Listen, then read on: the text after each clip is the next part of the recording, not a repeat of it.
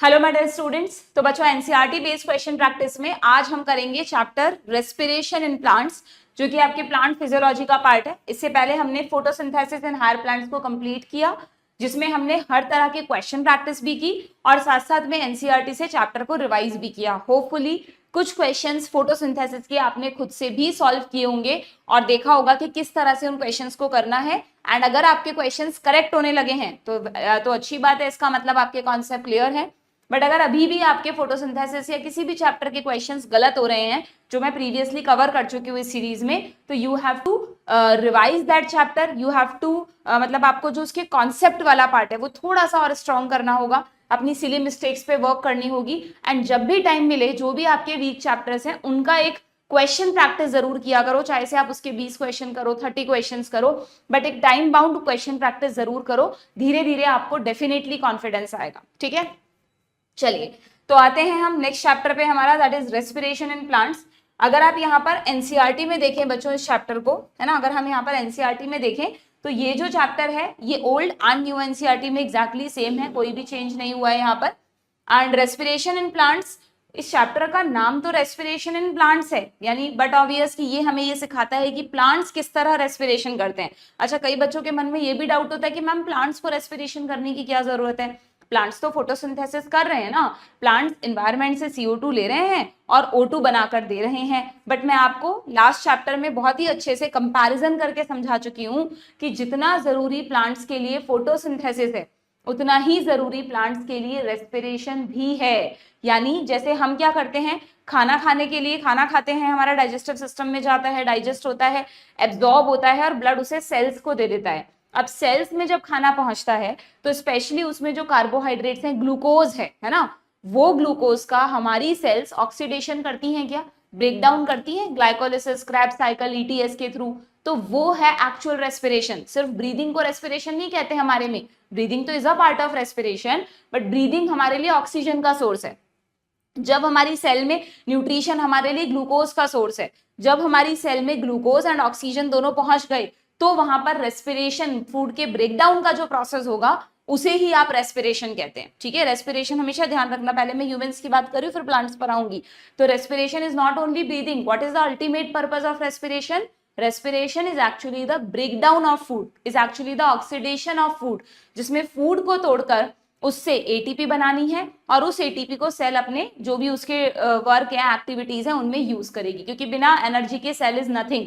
जैसे आपके घर में इलेक्ट्रिक अप्लायंसेज हैं, है ना, वो बिना इलेक्ट्रिसिटी के चलते हैं क्या? तो इलेक्ट्रिसिटी उनके लिए एनर्जी है। आपका जो फोन में आप इंटरनेट यूज कर रहे हैं, तो इंटरनेट में जो भी वेव्स उनको इसको चला रही हैं पूरे सिस्टम को, वैसे ही हमारे सेल्स को चलाने के लिए ATP इज मस्ट। ATP के बिना सेल अपने कोई काम नहीं कर सकती है। डू रिमेंबर, कुछ एक आध प्रोसेस होते हैं जिनमें ATP की जरूरत नहीं है, अदरवाइज मोस्ट ऑफ द जो काम है सेल के उसमें ATP चाहिए ही चाहिए। तो हमारे में ATP का सोर्स क्या है, मतलब ATP यानी एनर्जी का सोर्स क्या है?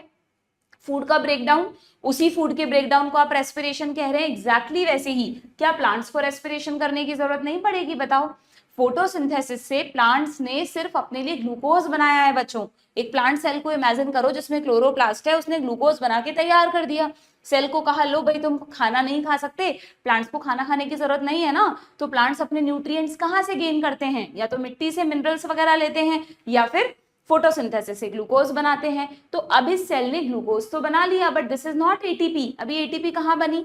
अब इस ग्लूकोज का ब्रेकडाउन होगा और प्लांट सेल में भी बिल्कुल वही same process, glycolysis, Krebs cycle और ETS के थ्रू, जिसमें साइटोप्लाज्म, माइटोकॉन्ड्रिया सब यूज होंगे। अभी हम सीखेंगे इस चैप्टर में, लास्ट चैप्टर में बताया था, उसके थ्रू प्लांट सेल भी अपने लिए ATP बनाएगी। तो डू रिमेंबर, प्लांट्स हमारी ही तरह रेस्पिरेशन भी करते हैं, बट जैसे हम खाना खाते हैं उसकी जगह प्लांट्स फोटोसिंथेसिस करते हैं। ठीक है, एंड सबसे इंपॉर्टेंट बात कि ये जो रेस्पिरेशन का प्रोसेस है, रेस्पिरेशन को आप टेक्निकली हमेशा ध्यान रखो, यहीं पर ब्रैकेट में लिख दो, breakdown of food to produce ATP।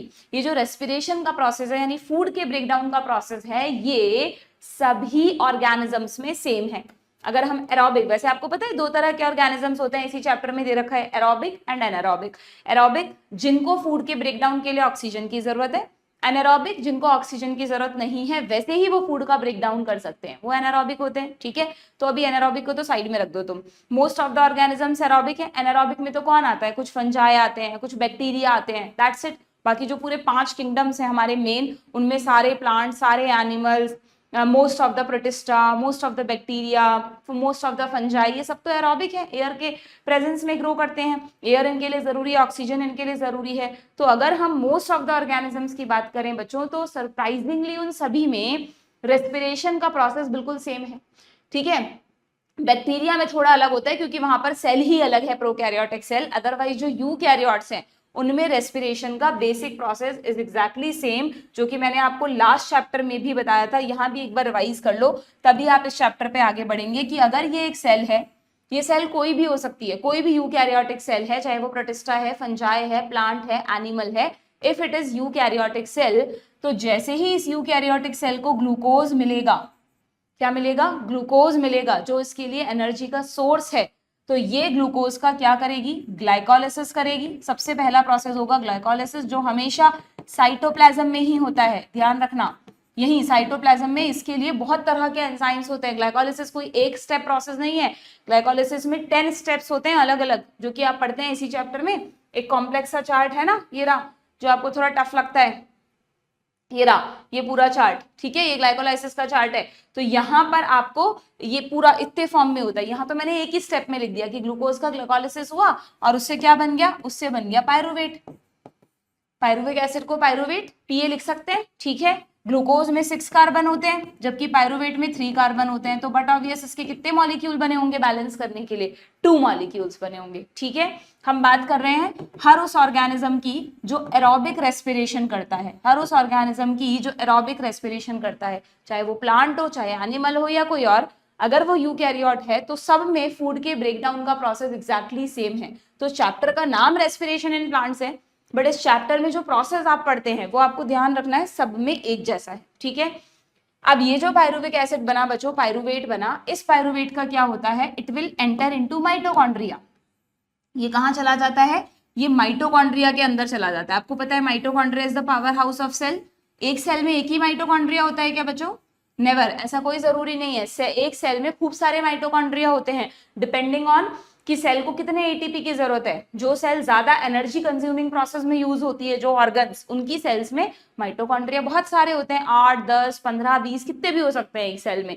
जबकि अगर कम एनर्जी की जरूरत है तो माइटोकॉन्ड्रिया कम होंगे। ठीक है, तो ये जो माइटोकॉन्ड्रिया है इसमें ये पायरुवेट आया क्या, अब ये पायरुवेट अंदर आके आप पढ़ोगे एक लिंक रिएक्शन में पार्टिसिपेट करता है। एक छोटी सी रिएक्शन होती है सिंगल स्टेप की, जिसे आप कहते हो लिंक रिएक्शन, और यहाँ पर ये पायरुवेट बदल जाता है। जिन बच्चों ने ये चैप्टर पढ़ रखा है उनको समझ आ रहा होगा मैम क्या कह रही है ना।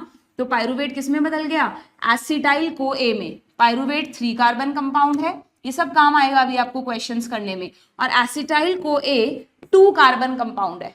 ठीक है, तो फिर एक कार्बन कहाँ गया, एक कार्बन यहाँ लिंक रिएक्शन के दौरान CO2 की फॉर्म में रिलीज हो जाता है। ठीक है, अब ये जो एसिटाइल को ए है ना बच्चों, ये एक साइक्लिक प्रोसेस से गुजरता है।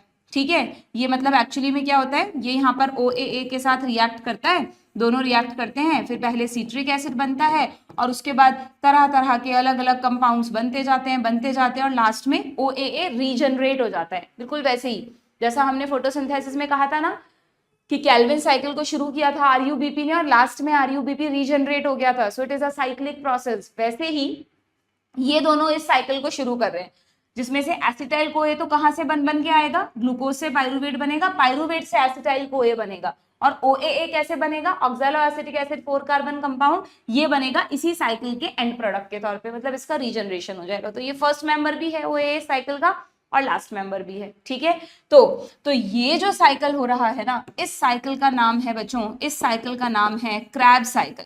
जैसे वहां कैल्विन था वैसे यहाँ क्रैब है, RE रेस्पिरेशन, मिक्स मत करना नीट में। कैल्विन फोटोसिंथेसिस का पार्ट है, क्रैब रेस्पिरेशन का पार्ट है। ठीक है, इस क्रैब साइकिल में क्योंकि पहला प्रोडक्ट सिट्रिक एसिड है तो इस साइकिल को सिट्रिक एसिड साइकिल भी कहते हैं, इस साइकिल को सिट्रिक एसिड साइकिल भी कहते हैं। और अगर तुमने केमिस्ट्री में सिट्रिक एसिड का फॉर्मूला पढ़ रखा है तो तुमने पढ़ा होगा कि इस सिट्रिक एसिड में जो 3 कार्बन होते हैं, तीनों पर एक एक कार्बोक्सिलिक ग्रुप भी होता है। एक एक कार्बोक्सिलिक ग्रुप भी होता है, पूरा फॉर्मूला नहीं लिखा है मैंने, तो यहाँ पर 3 कार्बोक्सिलिक ग्रुप हैं, इसलिए इसको try carboxylic acid, citric acid का नाम है ट्राई कार्बोक्सिलिक एसिड कहते हैं। दैट्स वाई इस साइकिल को TCA साइकिल भी कहते हैं। कंफ्यूज नहीं होना है आपको, ठीक है। शुरू में ही मैं एक बार पूरे चैप्टर को समराइज कर रही हूँ, क्योंकि इस चैप्टर के क्वेश्चंस तुमसे ऐसे नहीं होंगे, तुम्हें एक ब्रीफ पता होना चाहिए इस चैप्टर का, तभी आप कर पाओगे, ठीक है। तो सेल को ग्लूकोज मिला, ग्लूकोज का ग्लाइकोलाइसिस हुआ, पायरुवेट बना, पायरुवेट माइटोकॉन्ड्रिया में आया, लिंक रिएक्शन से एसिटाइल CoA बना, OAA के साथ मिलकर उसने क्रेब्स साइकिल को शुरू किया, जो कि अगेन एक कॉम्प्लेक्स साइकिल है। इसके बारे में भी एनसीईआरटी में डिटेल में एक डायग्राम दे रखा है, ये रहा, this is a TCA cycle पूरा। ये देखो पायरुवेट से ये बन रहा है, फिर ये दोनों मिलकर ये सब बना रहे हैं, लास्ट में ये रीजनरेट हो रहा है, ठीक है। अब जब ये पूरा प्रोसेस हुआ ना, जब ये पूरा प्रोसेस हुआ तो इस साइकिल के दौरान बच्चों CO2 भी रिलीज होती है। इस पूरे साइकिल के दौरान क्या होता है, जैसे यहाँ CO2 रिलीज हुई थी ना, यहाँ पर भी कुछ जगहों पर CO2 रिलीज होती है। हम बोलते हैं ना रेस्पिरेशन का एंड प्रोडक्ट, रेस्पिरेशन का एक बाय प्रोडक्ट क्या है, CO2। फोटोसिंथेसिस का जस्ट ऑपोजिट, फोटोसिंथेसिस में CO2 यूज हुई थी, O2 प्रोड्यूस हुई थी। यहाँ रेस्पिरेशन में O2 यूज होगी, CO2 प्रोड्यूस होगी। अभी तक O2 का यूज हुई है क्या, देखो कितना अजीब बात है। हम कह रहे हैं एरोबिक रेस्पिरेशन, हम कहते हैं कि बिना ऑक्सीजन के हम जिंदा ही नहीं रह सकते। और क्यों, क्योंकि ऑक्सीजन के बिना ATP नहीं बनेगी, और ATP के बिना सेल काम नहीं करेगी, सेल काम नहीं करेगी तो हार्ट कैसे पंप करेगा, हार्ट पंप नहीं करेगा तो बट ऑब्वियस मर जाएंगे, है ना। तो लेकिन ये जो ऑक्सीजन हमारे लिए जरूरी है ना सेल्स के लिए, वो देखो अभी तक कहीं यूज नहीं हुई, पर अभी तक कहीं ATP भी तो नहीं बना बच्चों। बना है ATP, ग्लाइकोलाइसिस में 2 ATP बनते हैं, बट वो बहुत कम है, इतनी कम ATP से सेल का काम नहीं चलना। हुआ क्या कि अभी तक ये जो 2 स्टेप हुए, एक हुआ ग्लाइकोलाइसिस और एक हुआ TCA साइकिल, लिंक रिएक्शन को TCA साइकिल का ही पार्ट मानते हैं, ठीक है। इन 2 स्टेप्स में बहुत कम एनर्जी ATP की फॉर्म में बनी है। जैसे मैंने तुम्हें कहा ग्लाइकोलाइसिस के दौरान 2 ATP मिली, ठीक है। बाकी जो मैक्सिमम एनर्जी है ना, एनर्जी का क्या मतलब है, चलो इसको भी समझ लो। जैसे ग्लूकोज है C6H12O6, तो ग्लूकोज में बहुत सारे बॉन्ड्स हैं, उन बॉन्ड्स के अंदर बहुत सारी एनर्जी है। सेल चाहती है उस एनर्जी को धीरे धीरे निकाला जाए, और जैसे जैसे एनर्जी रिलीज हो उसको पकड़कर ATP बना दिया जाए। सेल ने इतना सारा कॉम्प्लेक्स प्रोसेस किया, बट फिर भी सेल कामयाब नहीं हुई ATP बनाने में, बल्कि क्या हुआ, ATP तो बहुत कम बनी। एक यहाँ पर क्रेब्स साइकिल के दौरान GTP भी बनता है, GTP जो एक तरह से इक्विवेलेंट टू ATP है, ठीक है।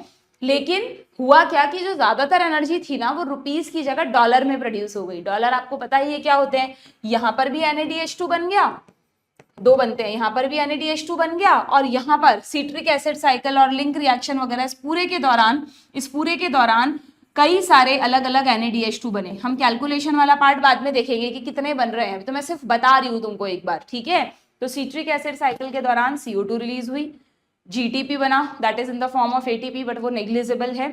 और मैक्सिमम क्या प्रोड्यूस हुए, NADH2 एंड इसके साथ FADH2 भी प्रोड्यूस हुआ बच्चों। ये नया है आपके लिए। NADH2 तो आपने फोटोसिंथेसिस में भी पढ़ा था, फर्क ये है कि वहां इसका नाम था NADPH2, P भी लग रहा था, है ना, यहाँ पर P नहीं लगता, फॉस्फेट नहीं लगता, दिस इज NADH2, ठीक है। और उसके साथ इसका दोस्त FADH2 भी प्रोड्यूस हुआ, ठीक है। डॉलर एंड पाउंड कुछ भी समझ लो आप। अब सेल ने कहा कि यार इतनी मेहनत करने का क्या फायदा हुआ, हमें तो ATP ना के बराबर मिली है, 2 ATP यहाँ, 1 ATP यहाँ, जबकि आपको पता है एक ग्लूकोज से लगभग 36 या 38 ATP बनाई जा सकती है। एक ग्लूकोज में इतनी एनर्जी होती है कि एक ग्लूकोज से सेल 36 और 38 ATP प्रोड्यूस कर सकती है। वैसे 38 करती है, वो नेट में 36 बचता है, वो लास्ट में जाएंगे हम उस बात पर क्यों, ठीक है। तो अभी तो हमें कहीं एनर्जी मिली ही नहीं, क्योंकि अब आएगा रेस्पिरेशन का सबसे इंपॉर्टेंट पार्ट। फर्स्ट ग्लाइकोलाइसिस हुआ, सेकेंड क्रेब्स साइकिल हुआ, अब थर्ड इंपॉर्टेंट पार्ट आएगा, जहां पर सेल क्या कहेगी, इस माइटोकॉन्ड्रिया को कहेगी कि यार तुम ही पावर हाउस हो हमारे, तो तुम कैसे भी ये जो डॉलर प्रोड्यूस हुए हैं, पाउंड प्रोड्यूस हुए हैं, इनको हमारी करेंसी यानी रुपीज यानी ATP में बदल दो। तो माइटोकॉन्ड्रिया क्या करेगा बच्चों, मैंने तुम्हें बताया था सेल पढ़ाते वक्त कि माइटोकॉन्ड्रिया की जो इनर मेम्ब्रेन होती है, ये रही जिसपे क्रिस्टी लगे हुए हैं, इन पर बहुत सारे ऑक्सीजोम्स होते हैं, क्या याद आ रहा है, F0 F1 पार्टिकल्स, बहुत सारे ऑक्सीजोम्स होते हैं क्या। तो ये जो ऑक्सीजोम्स हैं, ये प्लस इनके अलावा ध्यान रखना, इसी इनर मेम्ब्रेन पर तरह तरह के कॉम्प्लेक्स होते हैं, जो मैंने छोटे छोटे सर्कल बनाए, दीज आर कॉम्प्लेक्सेस।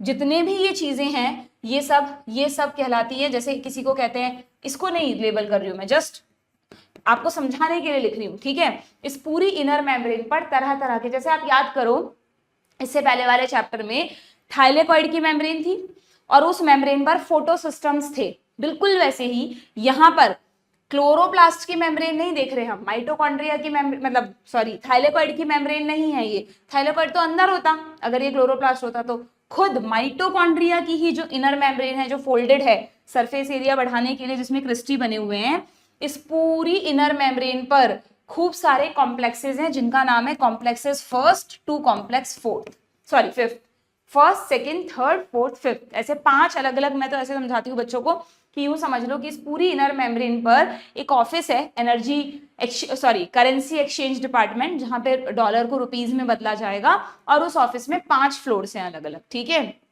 एक फ्लोर पे प्रोसेसिंग होगी, फिर वो फाइल सेकंड पर जाएगी, थर्ड पर जाएगी, फोर्थ पर जाएगी, और फाइनली फिफ्थ पर चीफ ऑफिसर उसको कर देगा और वो उसको दे देगा कि भाई लो भाई एटीपी बन के तैयार है, सेल ले जाओ, ठीक है। मतलब जस्ट समझने के लिए, तो ये जो भी कॉम्प्लेक्स 1 टू कॉम्प्लेक्स फिफ्थ है ना, उनमें से जो फिफ्थ कॉम्प्लेक्स है बच्चों, इसका नाम है एटीपीएज, एटीपी सिंथेटेज। कहीं पढ़ा था क्या? भूल भी गए थे जल्दी। फोटोसिंथेसिस में नहीं बताया था क्या? फोटोसिंथेसिस में एटीपी सिंथेटेज नहीं बताया था तुम्हें, CF0 CF1, वैसे ये F0 F1 पार्टिकल्स हैं। ये जो मैंने बनाए हैं, these are complex 1 to complex fifth. उसमें से जो सबसे लास्ट है कॉम्प्लेक्स फिफ्थ, ये देखो तुम्हारी एनसीईआरटी में ये कॉम्प्लेक्स का डायग्राम है, समझ में नहीं आता तुम्हें कभी भी। एक्चुअली ये जो ब्लू कलर से दिखाई है वो माइटोकॉन्ड्रिया की इनर मेम्ब्रेन है। ये ऐसे समझ लो, इसे खड़ा कर दो माइटोकॉन्ड्रिया को, ये रही पूरी इनर मेम्ब्रेन, इसके बाहर एक आउटर मेम्ब्रेन और बनाओ, तो आउटर मेम्ब्रेन और इनर मेम्ब्रेन के बीच की जो खाली जगह है उसको क्या कहते हैं हम? Inter membrane space. यस और नो? कोरिलेट कर रहे हो? ये इनर और आउटर के बीच की जो जगह है, this is inter membrane space, हमने खड़ा कर दिया है माइटोकॉन्ड्रिया को, ठीक है। और अंदर क्या भरा हुआ है? मैट्रिक्स। तो मैं तुम्हें कह रही हूँ खड़ा माइटोकॉन्ड्रिया बनाओ ऐसे, तो यहाँ पे पूरे में क्या है? मैट्रिक्स है, जहां क्रैब साइकिल चल रहा है बार बार, ठीक है। तो उससे बन के NADH2 FADH2 आ रहे हैं, तो ये NADH2 और FADH2 क्या करते हैं? इस कॉम्प्लेक्स के थ्रू एटीपी बनाते हैं। कैसे बनाते हैं? देखो, ये येलो कलर का कॉम्प्लेक्स फर्स्ट है, this is third, this is fourth and this is fifth. Second कहाँ गया? एक्चुअली क्या होता है, वैसे तो टोटल 5 कॉम्प्लेक्स हैं, बट NADH2 के लिए भी 4 काम आते हैं और FADH2 के लिए भी 4 काम आते हैं। कैसे? NADH2 की एंट्री होती है फर्स्ट फ्लोर से, फर्स्ट के बाद थर्ड, फोर्थ, फिफ्थ। FADH2 की एंट्री होती है सेकंड फ्लोर से, सेकंड के बाद थर्ड, फोर्थ, फिफ्थ। आगे हम रिवाइज करेंगे, ठीक है। ऐसे करके इलेक्ट्रॉन्स का आदान प्रदान होता है, इलेक्ट्रॉन का कैरियर, ध्यान करो सेम फोटोसिंथेसिस की तरह लाइट रिएक्शन में था। ये आपको दिख रही है इलेक्ट्रॉन की ट्रांसपोर्ट चेन, इलेक्ट्रॉन यहां से यहां अलग अलग जगह जा रहे हैं, ये आ रहे, ये आ रहे। और जैसे ही कॉम्प्लेक्स फोर्थ आता है ना बच्चों, यहाँ पर इलेक्ट्रॉन्स की किडनैपिंग हो जाती है, जैसे वहां हो रही थी नॉन साइक्लिक में, यहाँ पर अब फाइनली इलेक्ट्रॉन्स को किडनैप करती है। और यहाँ पर जो फाइनल इलेक्ट्रॉन एक्सेप्टर है, जो किडनैपर है, वो पता है कौन है? वो है ऑक्सीजन। जब तक वो यहाँ नहीं आएगी तब तक ये जो फिफ्थ फ्लोर है, जो मेन चीफ ऑफिसर जहां बैठा है, इसको सिग्नल ही नहीं जाएंगे। और ये सिग्नल ये कौन है फिफ्थ पे chief officer? ATP synthetase, F0 F1 दिख रहा है, ये एटीपी बनाएगा। पर ये एटीपी तब बनाएगा जब यहां से इसको सिग्नल मिलेंगे, तुम्हारी लैंग्वेज में तुम ऐसे ही समझो, ठीक है। और ये सिग्नल इसे कब मिलेंगे? जब यहाँ ऑक्सीजन प्रेजेंट होगी। तो अगर किसी सेल के पास ऑक्सीजन नहीं है, तो उसने अब तक ये जो इतनी सारी मेहनत की ना, पहले ग्लाइकोलाइसिस किया, फिर पायरुवेट बनाया, अंदर गया, क्रैब साइकिल किया, डॉलर बने, पाउंड बने, ETS का भी इतना सारा प्रोसेस हुआ, ये सब बेकार है, क्योंकि एटीपी नहीं बनेगी तब तक, ओके। इसलिए हम कहते हैं presence of oxygen is crucial for respiration, ठीक है। तो ये जो ऑक्सीजन है फाइनली किडनैपर बन के आएगी, ये कहेगी चलो इलेक्ट्रॉन्स को किडनैप कर लो with the help of hydrogen ions, ठीक है। यहाँ से हाइड्रोजन आयंस भी उठाएगी और यहाँ पर बाय प्रोडक्ट बनेगा वाटर। रेस्पिरेशन में तुम बोलते हो ना CO2 plus water as a by product produce होते हैं। मेन प्रोडक्ट कौन है रेस्पिरेशन का? एटीपी। बाय प्रोडक्ट्स कौन है? CO2 and water. तो यहां जाके लास्ट स्टेप पर कॉम्प्लेक्स फोर्थ में वाटर बनता है। जैसे ही, अच्छा इसको भी तुम थोड़ा सा कोरिलेट कर पा रहे हो, रिवीजन का यही फायदा है, जितना आप हो सके कोरिलेट करके पढ़ें, वरना तो क्या है नॉर्मल थ्योरी लेक्चर्स की तरह लगेगा आपको कि फोटोसिंथेसिस में हमने नॉन साइक्लिक स्कीम में, Z स्कीम में वाटर का ऑक्सीडेशन किया था, वाटर को तोड़ा था, जिससे O2 बनी थी। इलेक्ट्रॉन रिलीज हुए थे और हाइड्रोजन आयंस रिलीज हुए थे। यहाँ उल्टा हो रहा है, यहाँ पर half O2 2 hydrogen ion plus ये वाले 2 इलेक्ट्रॉन उठा के वाटर बन रहा है। जस्ट ऑक्सीडेशन ऑफ वाटर का ऑपोजिट हो गया, ठीक है। तो ये H2O बन गया, H2O सेल के काम आ जाएगा। और जैसे ही जैसे ही ये रिएक्शन होगी बच्चों, वैसे ही ये सब होने के दौरान ये जो ETS हुआ ना, इस दौरान यहाँ भी एक हाइड्रोजन ग्रेडियंट क्रिएट हो चुका होगा, जैसे थाइलेकॉइड की मेम्ब्रेन के अलोंग हुआ था। यहाँ हाई कॉन्सेंट्रेशन, मैट्रिक्स में कम, तो हाइड्रोजन आयन खाली जगह से मैट्रिक्स की तरफ जाएंगे और जैसे जैसे वो जाएंगे एटीपी का फॉर्मेशन होगा। यही सेल को चाहिए था। यानी कि अगर हम हमारे इस डायग्राम पर आए तो ये जो पार्ट है complex first to complex fifth का, ये सब मिलकर एक इंपॉर्टेंट स्टेप कैरी आउट करेंगे, that is ETS, that is the third step of respiration. First था ग्लाइकोलिसिस, सेकेंड था सिट्रिक एसिड साइकिल, थर्ड है ETS, इलेक्ट्रॉन ट्रांसपोर्ट सिस्टम, जिससे एटीपी का फॉर्मेशन होगा। और क्योंकि यहाँ पर एटीपी फॉर्मेशन के लिए जो की फैक्टर है वो कौन है, चीफ ऑफिसर, ऑक्सीजन। तो चीफ ऑफिसर तो हमने एटीपी सिंथेटेज को बनाया था। जो फाइनल इलेक्ट्रॉन एक्सेप्टर है, यानी जो किडनैपर है, जो फाइनली सिग्नल्स देगा, वो कौन है, वो है ऑक्सीजन। तो इसलिए इसको आप कहेंगे ऑक्सीडेटिव फॉस्फोराइलेशन।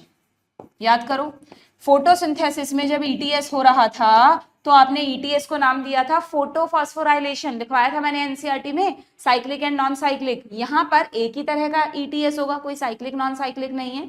और इस ETS के दौरान ATP बनेगी। यहाँ पे NADPH जैसा कुछ नहीं बनेगा। यहाँ NADPH तो क्या कर रहा है, NADH2 तो इलेक्ट्रॉन डोनर है, सोर्स है वो, तो ठीक है, डॉलर है वो। और क्योंकि इस एटीपी फॉर्मेशन को फॉस्फोराइलेशन कहते हैं, इसके लिए की फैक्टर कौन है, ऑक्सीजन की प्रेजेंस, तो इसलिए इसका नाम है ऑक्सीडेटिव फॉस्फोराइलेशन। इस तरह इतनी मेहनत करने के बाद सेल को जाकर एनर्जी मिलेगी, तब जाके सेल एक ग्लूकोज से, आप टोटल गिनोगे ना, 2 ATP यहाँ बने, यहाँ पर GTP बने, कितने NADH2 और कितने FADH2 जाकर यहाँ कन्वर्ट हुए, तब उन सबको मिलाकर 38 ATP के बराबर एनर्जी सेल ने प्रोड्यूस की। उस 38 को कुछ जगह पर 36 क्यों मानते हैं वो हम आगे डिस्कस करेंगे। यहीं पे बता दूं या पता नहीं, क्योंकि NCERT में है नहीं, फिर मैं भूल जाऊंगी। एक्चुअली ये जो NADH2 है ना बच्चों, बाकी सारे NADH2 तो अंदर बनते हैं, अंदर मतलब माइटोकॉन्ड्रिया के अंदर सिट्रिक एसिड साइकिल के दौरान, लेकिन ये वाला जो NADH2 है जो ग्लाइकोलिसिस में प्रोड्यूस हो रहा है, ये यहाँ बन रहा है ना, यहाँ मतलब कहाँ, ये क्या है, ये है साइटोप्लाज्म। तो जब इस NADH2 को यानी डॉलर को रुपीस में कन्वर्ट होना है तो अंदर आना पड़ेगा इन कॉम्प्लेक्सेस के पास, अंदर मतलब माइटोकॉन्ड्रिया में आना पड़ेगा। तो जब ये NADH2 माइटोकॉन्ड्रियल मेम्ब्रेन को क्रॉस करता है, तो चैनल गेट्स के थ्रू क्रॉस करता है, तो यहाँ पर इसके लिए 2 तरह के चैनल गेट्स होते हैं। एक तो ऐसे चैनल गेट्स हैं जो इसको फ्री में अंदर जाने देते हैं, और कुछ सेल्स में ऐसे चैनल गेट्स होते हैं जो इसको अंदर भेजने पर 1 ATP पर मॉलिक्यूल चार्ज करते हैं। अगर एक NADH2 अंदर जाएगा तो 1 ATP खर्च करो, 2 जाएंगे तो 2 ATP खर्च करो। तो जहां पर वो खर्चा करवाते हैं 2 ATP का, वहां हमें नेट गेन में 38 ATP में से 2 माइनस करने पड़ते हैं, तो हम बोलते हैं कि 36 ATP is the net gain, ठीक है। अदरवाइज देखा जाए तो 1 ग्लूकोज से जो टोटल एनर्जी बनी वो 38 ATPs प्रोड्यूस हुए, बट क्योंकि NADH2 जब अंदर जाता है मोस्ट ऑफ द केसेस में it spend 2 ATPs of cell, तो इसलिए हम यहाँ पर इसको 36 ATP काउंट करते हैं। ये बात NCERT में लिखी नहीं है, डायरेक्टली आप NCERT में जब बैलेंस शीट बना रखी है इन्होंने, रेस्पिरेटरी बैलेंस शीट, उसमें देखो क्या लिखा है, उसमें उन्होंने यहाँ पर ये लिख दिया है कि hence there can be a net gain of 38 ATP molecules during aerobic respiration of 1 molecule of glucose। यहीं पर अगर आपने मेरी NCERT सीरीज देख रखी है तो उसमें मैंने यहीं पर नोट डाल के लिखवा रखा है कि in some cases 2 ATPs are spent during entry of NADH2 into mitochondria, so net gain is 36 ATP instead of 38। ठीक है, क्लियर है क्या बच्चों? और नीट में आए हुए हैं क्वेश्चंस, कई बार 38 ATP नहीं होता ऑप्शन में, so you have to choose 36 ATPs। ठीक है, डन। तो यहां तक का मैंने तुमको एक ब्रीफ दे दिया कि किस तरह सेल अपने लिए ATP बनाती है, and this is actually the respiration. ये है रेस्पिरेशन, ना कि सांस लेना इज ओनली रेस्पिरेशन। यस, सांस लेना is a part of respiration, but plants तो हमारी तरह ब्रीदिंग करते ही नहीं। अच्छा, प्लांट्स के पास ये जो ऑक्सीजन लास्ट में काम आई, इसका सोर्स क्या है बच्चों? जो फोटोसिंथेसिस में ऑक्सीजन बन रही है ना, वो ऑक्सीजन को ये रेस्पिरेशन में भी यूज करते हैं प्लांट्स, और जो बचती है उसको बाहर रिलीज करते हैं। हमेशा ध्यान रखना, प्लांट्स में फोटोसिंथेसिस की rate is much faster than respiration. तो इतनी सारी ऑक्सीजन बनाते हैं प्लांट्स कि खुद के फूड के ब्रेकडाउन में तो यूज करते ही हैं उस ऑक्सीजन को, प्लस जो बचती है उसको रिलीज कर देते हैं हमारे लिए। अगर प्लांट्स ऑक्सीजन रिलीज करना बंद कर दें तो हम जिंदा ही नहीं रह पाएंगे बच्चों, हमारे चारों तरफ ऑक्सीजन खत्म हो जाएगी। इतना इंपॉर्टेंट है प्लांट्स हमारे लिए, है ना। आजकल हमेशा एनवायरनमेंट पर लेक्चर्स आते हैं, लोग इतने सारे मतलब इतना अवेयरनेस कैंपेनिंग करते हैं, फिर भी हम सोचते हैं कि क्या ही फर्क पड़ता है। बट कभी तुम एटलीस्ट जो तुम बायो के स्टूडेंट्स हो, तुम तो इतना साइंटिफिक तरह से चीजों को पढ़ते हो, कोरिलेट किया करो कि तुम्हारी लाइफ में जो भी है ना, टेक्नोलॉजी के अलावा जो मैन मेड है, उसके अलावा जो भी लाइफ के लिए एसेंशियल चीजें हैं, फूड है, फाइबर्स, क्लोथ्स, वुड, ऑक्सीजन, ये सब तुम्हें प्लांट्स दे रहे हैं। So at least we should take care of them. ठीक है, चलिए आ जाएं अब हम क्वेश्चंस पर। तो रेस्पिरेशन इन प्लांट्स का एक ब्रीफ दे दिया मैंने तुम्हें, ये मैंने एरोबिक रेस्पिरेशन डिस्कस किया था। पहले कुछ क्वेश्चंस करते हैं, फिर मैं तुम्हें एनारोबिक रेस्पिरेशन के बारे में भी बताऊंगी। ओके, देखते हैं क्या है पहला क्वेश्चन हमारा। और हाँ, ये जो मैंने तुमको समझाया, अब तुम एनसीईआरटी से, जिसने सीरीज देख रखी है उसको तो पता है, नहीं देख रखी है देख लेना, लिंक है डिस्क्रिप्शन बॉक्स में। और फिर भी, और उसके बाद भी अगर आपने ये पैराग्राफ पढ़ा होगा पूरा इंट्रोडक्शन वाला, ये जो पूरा पैराग्राफ है इतना लंबा सा, इसमें यही सब समझाया है कि एक्चुअली में रेस्पिरेशन क्या है, फूड का ब्रेकडाउन है जिससे एनर्जी बनती है। इसके ब्रेकडाउन में सबस्ट्रेट कौन है, ग्लूकोज। पर क्या हमेशा ग्लूकोज ही एनर्जी बनाता है?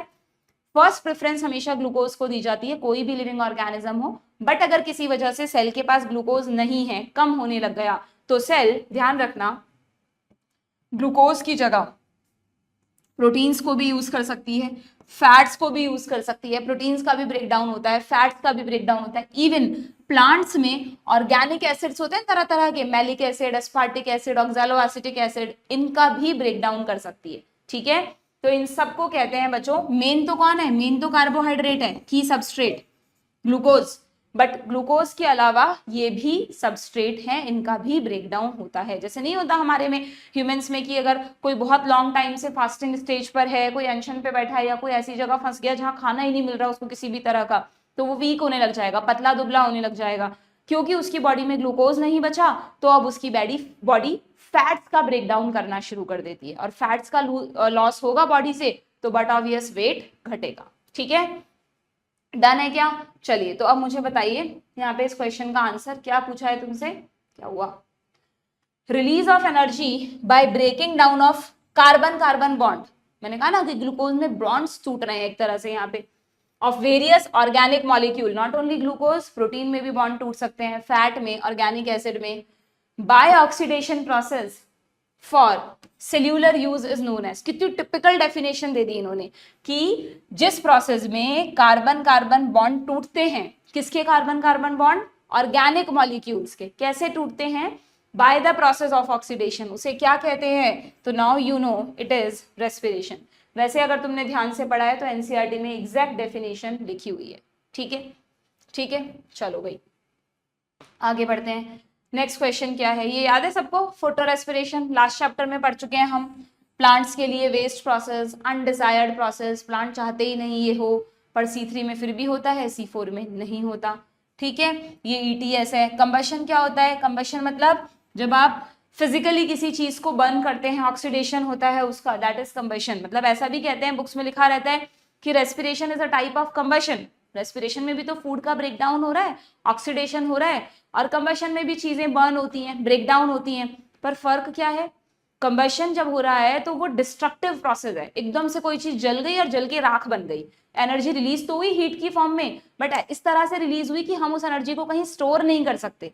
जबकि रेस्पिरेशन में चीजें टूटी, ऑक्सीडेशन हुआ, ब्रेकडाउन हुआ, एक तरह से ये बर्निंग ऑफ फूड ही है, लेकिन इतना धीरे धीरे एक एक रिएक्शन में ये प्रोसेस हुआ कि एनर्जी धीरे धीरे रिलीज हुई, और धीरे धीरे एनर्जी जब रिलीज होती है तो उसको सेल ने एटीपी में फाइनली कन्वर्ट कर लिया। ठीक है, और क्योंकि respiration is a type of combustion, तो हमेशा ध्यान रखो रेस्पिरेशन के साथ हीट भी प्रोड्यूस होती है। हम बोलते हैं ना कि हमारी बॉडी में लगातार हीट प्रोड्यूस होती रहती है, तो वो कहाँ प्रोड्यूस हो रही है? कोई हीटर थोड़ा ना लगा है बॉडी में, हमारी हर सेल में जब भी फूड का ब्रेकडाउन होता है तो हीट भी प्रोड्यूस होती है। ठीक है, तो वो रेस्पिरेशन का ही एक बाय प्रोडक्ट है। क्लियर? चलिए द कंप्लीट कंबशन, ऐसा क्यों लिखा है इन्होंने कंप्लीट वर्ड, क्योंकि जब भी हम एरोबिक रेस्पिरेशन की बात करेंगे उसको कंप्लीट कंबशन कहते हैं, और जब एनारोबिक की बात करेंगे उसको इनकम्प्लीट कहते हैं। अभी देखेंगे क्यों। The complete combustion of glucose in respiration is represented by, तो बता दो आप, ग्लूकोज CO2 से तो करेगा नहीं रिएक्ट, ये तो गलत है, ये दो हैं ग्लूकोज प्लस 6O2, यहाँ पर बन रहा है CO2 वाटर और एनर्जी, यहाँ पर इन्होंने 2 बार CO2 बना दी है, पता नहीं क्या कुछ प्रिंटिंग मिस्टेक है कि क्या है ना, बड़ा अजीब सी रिएक्शन है। बाकी ये हमारा सही ऑप्शन है, ऑप्शन ए, ठीक है। चलिए, एनर्जी यहाँ पर 2 फॉर्म में बनती है, एक तो हीट की फॉर्म में बनती है और ATP की फॉर्म में बनती है। Then which option state true features of plants, ठीक है। अच्छा हाँ, अब यहाँ पर तुम्हारी बुक में ना थोड़ा सा एक पैराग्राफ है, डू प्लांट्स ब्रीथ, भाई हमारी तरह प्लांट्स के पास कोई रेस्पिरेटरी सिस्टम है क्या, कहीं नॉस्ट्रल्स लगे हों, अंदर हवा जा रही हो, एयर जा रही हो, लंग्स में भर रही हो, ब्रोंकियल ट्री हो, ये सब तो कुछ नहीं है। तो प्लांट सांस कैसे लेते हैं, यू ऑल नो, स्टोमेटा के थ्रू, बट स्टोमेटा के थ्रू भी डिपेंड करेगा, ज्यादातर टाइम प्लांट्स CO2 लेते हैं, O2 छोड़ते हैं। क्यों, क्योंकि मैंने तुम्हें कहा फोटोसिंथेसिस की रेट रेस्पिरेशन से ज्यादा है। तो ब्रीदिंग स्ट्रक्चर्स क्या है प्लांट में, स्टोमेटा, ठीक है। लीफ पर, स्टेम पर, हर जगह स्टोमेटा होते हैं। हाँ, अगर हम रूट्स की बात करें तो प्लांट्स की रूट्स भी ब्रीथ करती हैं, अपने आप गैसियस एक्सचेंज करती हैं, पर वहां पे स्टोमेटा नहीं होते बच्चों, वहां पर सिंपली गैसेस का डिफ्यूजन होता है, ठीक है। तो ये आपको ध्यान में रखना है कि प्लांट्स जैसे हमारी बॉडी में तो क्या है बच्चों, जितनी भी सेल्स हैं बॉडी की इंटरनली, सब ऑक्सीजन के लिए ब्लड पे डिपेंडेंट है, और ब्लड किस पे डिपेंडेंट है, लंग्स पे। जब हार्ट लंग्स में पंप करता है ब्लड को तो वो ऑक्सीजन ले लेता है, CO2 दे देता है, और फिर वही ब्लड सबको ऑक्सीजन पहुंचाएगा। पर क्या प्लांट्स में एक अकेला कोई ऐसा स्ट्रक्चर है कि उसी की जिम्मेदारी है प्लांट्स के सारे सेल्स को O2 देना, नहीं। जितनी भी ग्रीन सेल्स हैं वो तो अपनी O2 खुद बना ही रही हैं, यस और नो, फोटोसिंथेसिस के दौरान। और जो नॉन ग्रीन है जैसे रूट्स, वहां पर डिफ्यूजन के थ्रू O2 CO2 का एक्सचेंज हो रहा है, ठीक है।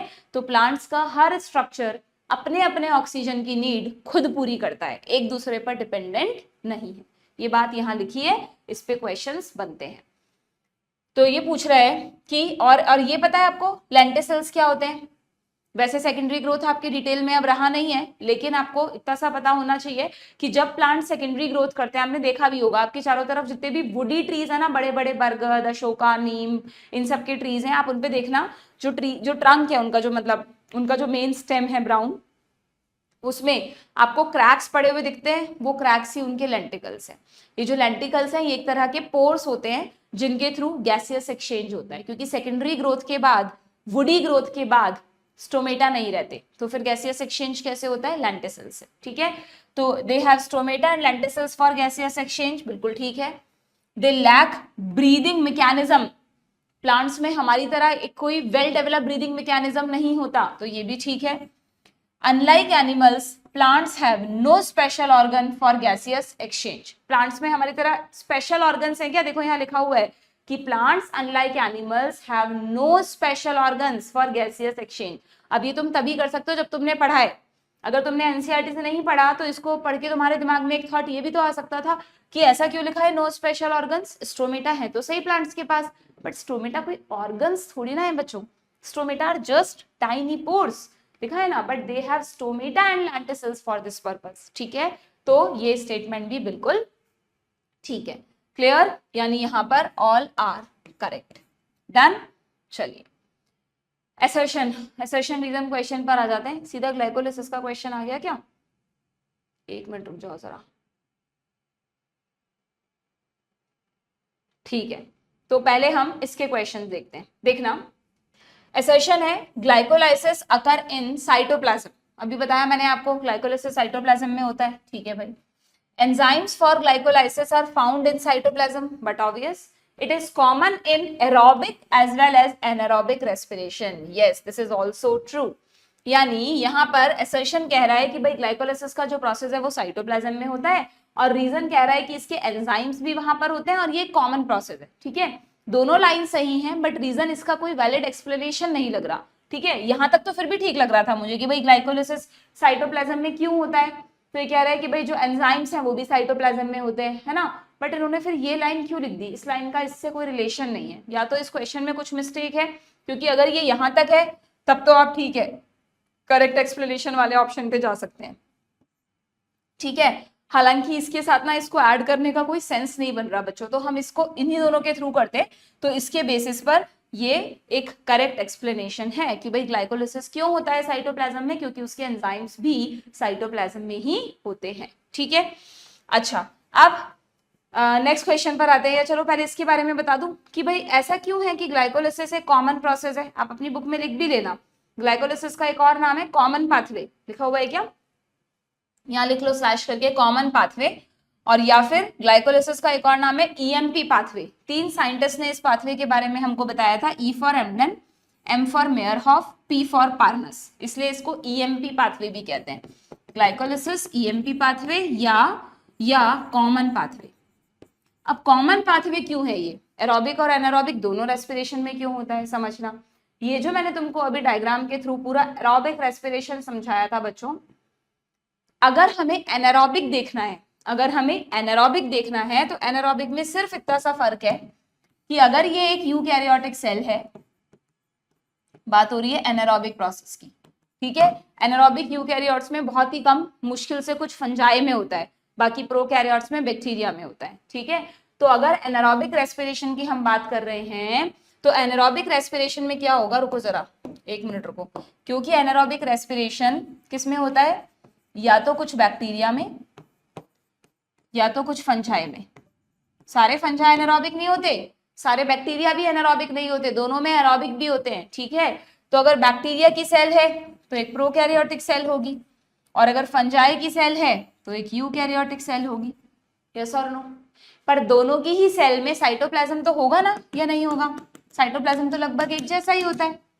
यहाँ पर एनारोबिक प्रोसेस में माइटोकॉन्ड्रिया का कोई रोल नहीं है, और बट ऑब्वियस होना भी नहीं चाहिए, क्योंकि प्रोकैरियोट्स में माइटोकॉन्ड्रिया कहाँ से आया? पढ़ते हो ना ऐसे कोरिलेट करके, या नहीं पढ़ते? क्या प्रोकैरियोटिक सेल में हमने कोई भी मेम्ब्रेनस ऑर्गेनेल पढ़ा है? नहीं, नो माइटोकॉन्ड्रिया। यूकैरियोट में होता है माइटोकॉन्ड्रिया, बट इस प्रोसेस में चाहिए ही नहीं। एनारोबिक रेस्पिरेशन को नेचर ने बहुत सिंपल बनाया। क्या बनाया? चाहे प्रोकैरियोट है चाहे यूकैरियोट है, दोनों में सेम तरह से होगा। क्या कि जैसे ही सेल को ग्लूकोज मिलेगा, ठीक है, ग्लूकोज का ब्रेकडाउन होगा by the same process, glycolysis, EMP, common pathway, जो आप इसको बोलें, ठीक है। और यहाँ पे बन जाएगा पायरुवेट। क्या बन जाएगा? पायरुवेट बन जाएगा, यस और नो। अब ये वही सेम कहानी की 6 कार्बन 3 कार्बन, तो इसके 2 मॉलिक्यूल बनेंगे, बिल्कुल सेम। ग्लाइकोलिसिस का प्रोसेस भी एग्जैक्टली सेम, वही 10 स्टेप रिएक्शन, ठीक है। इसीलिए इसको कॉमन पाथवे कहते हैं। ये मतलब ये तो मैं आपको एनारोबिक की बता रही हूँ, एरोबिक में भी हुआ था ना ग्लाइकोलिसिस, तो इसको कॉमन पाथवे कहते हैं।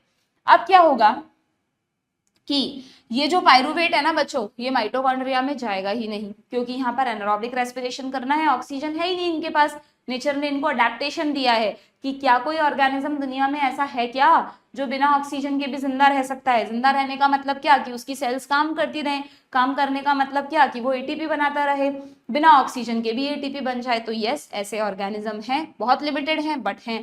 क्या करते हैं ये ऑर्गेनिजम्स जो एनारोबिक होते हैं, ये अपने पायरुवेट का यही साइटोप्लाज्म में ही ब्रेक डाउन कर लेते हैं।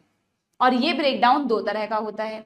या तो क्या होता है, मोस्ट ऑफ द बैक्टीरिया की अगर मैं बात करूं तो मोस्ट ऑफ द बैक्टीरिया में जो पायरुवेट है वो फाइनली बदल जाता है बच्चों, किसमें? लैक्टिक एसिड में।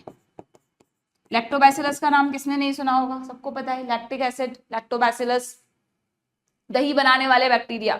दही जमाते वक्त हम हमेशा दूध को ढककर क्यों रखते हैं? क्योंकि दही जमाने वाले लैक्टोबैसिलस एनारोबिक हैं। अगर आप खुला रख देंगे दही जमेगा ही नहीं, बार बार ऑक्सीजन की प्रेजेंस उनके लिए इंटरफेयरिंग होगी, ठीक है। तो इसलिए इस और प्लस वहां पे हम टेम्परेचर का भी ध्यान रखते हैं, क्योंकि उन बैक्टीरिया को थोड़ा वार्म टेम्परेचर चाहिए होता है, ठीक है। तो कुछ बैक्टीरिया इस पायरुवेट को तोड़ देते हैं लैक्टिक एसिड में। पायरुवेट भी 3 कार्बन प्रोडक्ट है, ये भी 3 कार्बन प्रोडक्ट है, तो कोई दिक्कत ही नहीं है, ठीक है। और पायरुवेट का तो ब्रेकडाउन हो गया लैक्टिक एसिड में, तो एटीपी कहाँ बनी? एटीपी बनती है इस प्रोसेस के दौरान। मैंने अभी तुम्हें कहा था कि ग्लाइकोलिसिस के दौरान 2 एटीपी बनते हैं और 2 NADH2 बनते हैं, यस और नो। तो ये 2 एटीपी तो इज द एनर्जी। बस सोचो कितना वेस्ट प्रोसेस है, मतलब कितना कम बेनिफिशियल प्रोसेस है कि एक ग्लूकोज से कहाँ तो 38 एटीपी बन सकते थे, कहाँ सिर्फ 2 ही एटीपी बने। अगर ऑक्सीजन नहीं है जो ऑर्गेनिजम्स एनारोबिक होते हैं उनमें 1 glucose is equivalent to 2 ATP only, जबकि एरोबिक रेस्पिरेशन में 1 glucose is equivalent to 38 ATP. ठीक है, कितना फर्क है, कहाँ तो हमें एक चीज के बदले में 38 रुपीज मिल रहे हैं, कहाँ एक चीज के बदले में 2 रुपए ही मिल रहे हैं। ठीक है, बिल्कुल वैसा ही डिफरेंस है। तो ये लैक्टिक एसिड बन गया, और इसका क्या हुआ, तुम्हें लगेगा मैम ये डॉलर भी तो है, इसको भी तो रुपीज में कन्वर्ट कर लो। तो डॉलर को रुपीज में कन्वर्ट होने के लिए कहाँ जाना पड़ता है, ईटीएस में। ईटीएस कहाँ होता है, माइटोकॉन्ड्रिया में, और उसी में तो ऑक्सीजन चाहिए, इनके पास है ही नहीं। तो ये डॉलर कभी भी रुपीज में कन्वर्ट होता ही नहीं है यहाँ पर, बल्कि ये जो डॉलर प्रोड्यूस हुए हैं ये वापस से यूज हो जाते हैं। ये जो NaDH2 है ना, ये इसके दोनों मॉलिक्यूल वापस से NAD में बदल जाते हैं, वापस से NAD में बदल जाते हैं, फिर वो NAD वापस से यहाँ काम आ जाता है। तो what is the final ultimate energy gain, only 2 ATP. Same ऐसे ही यहाँ पे समझ लो, अगर कोई फंजाई एनारोबिक रेस्पिरेशन कर रहा है, ये किया ग्लाइकोलाइसिस हुआ, इसमें सेम वही 2 एटीपी बने, 2 NaDH2 बने। अब मोस्ट ऑफ द टाइम ये भी अपने पायरुवेट का ब्रेक डाउन कर देगा, यही कहाँ, साइटोप्लाज्म में, कोई माइटोकॉन्ड्रिया का रोल नहीं है यहाँ पे। ठीक है, और ये जो पायरुवेट होगा मोस्ट ऑफ द फंजाई में ये बदल जाता है बच्चों इथेनॉल में। पढ़ा है सबने, इथेनॉल C2H5OH, C2H5OH।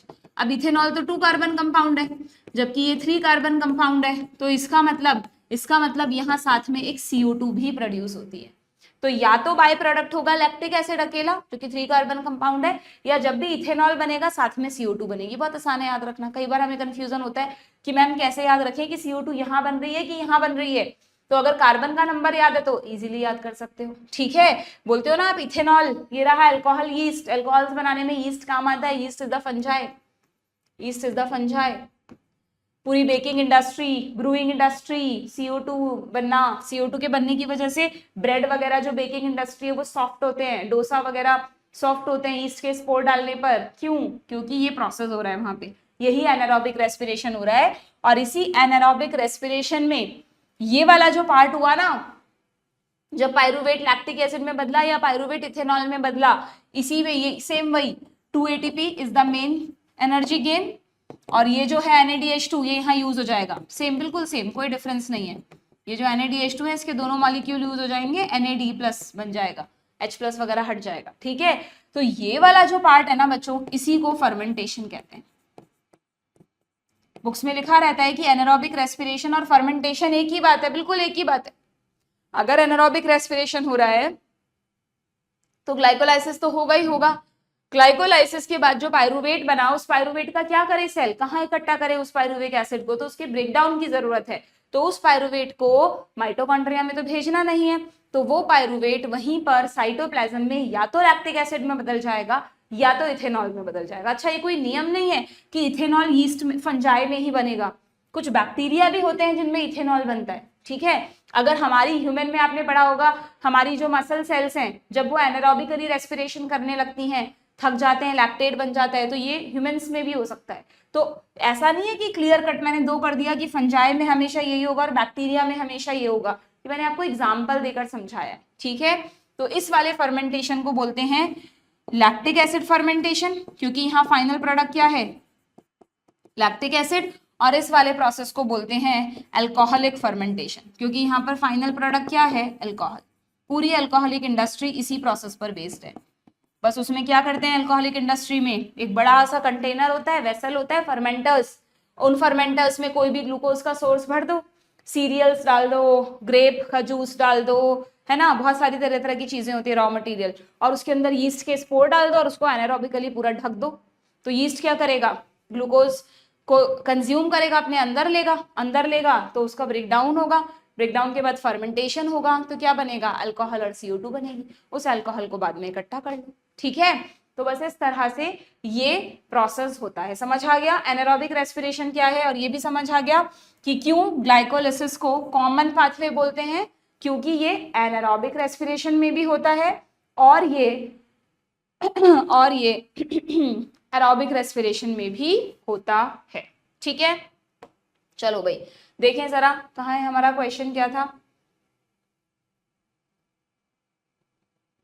सब पढ़ाया हुआ है मैंने, यहाँ तो मैं सिर्फ रिवाइज करवा रही हूँ, तो रिवीजन का तरीका है, तुम पढ़ोगे तो तुम्हें बहुत मजा आएगा। प्लांट कोई भी चैप्टर ले लो, तुम अपनी बायो का कोई भी चैप्टर उठा लो जो तुम्हें समझ में नहीं आता, आई कैन गारंटी कि तुम अगर एक बार इस NCERT line to line series में मैंने इतनी मेहनत से तुम्हारे लिए बनाई है, लेक्चर्स अपलोड किए हैं, अगर तुम एक बार उनको देखोगे ना तो वो चैप्टर एकदम क्रिस्टल क्लियर हो जाएगा तुम्हारा। अब देखना तो तुम्हें ही पड़ेगा ना, उसमें मैम तो कुछ नहीं कर सकती, एफर्ट्स तुम्हें ही डालने पड़ेंगे, टाइम तुम्हें ही निकालना पड़ेगा, थोड़ा डेडिकेशन कंसिस्टेंसी दिखानी पड़ेगी, तब वो चैप्टर समझ आएगा। अब ऐसे ही घबराते रहो, हमें नहीं आ रहा, क्वेश्चन नहीं हो रहे, क्या करें, कोई वन शॉट दे दो, वन शॉट में कुछ नहीं होता बच्चों, one shot is just for the revision.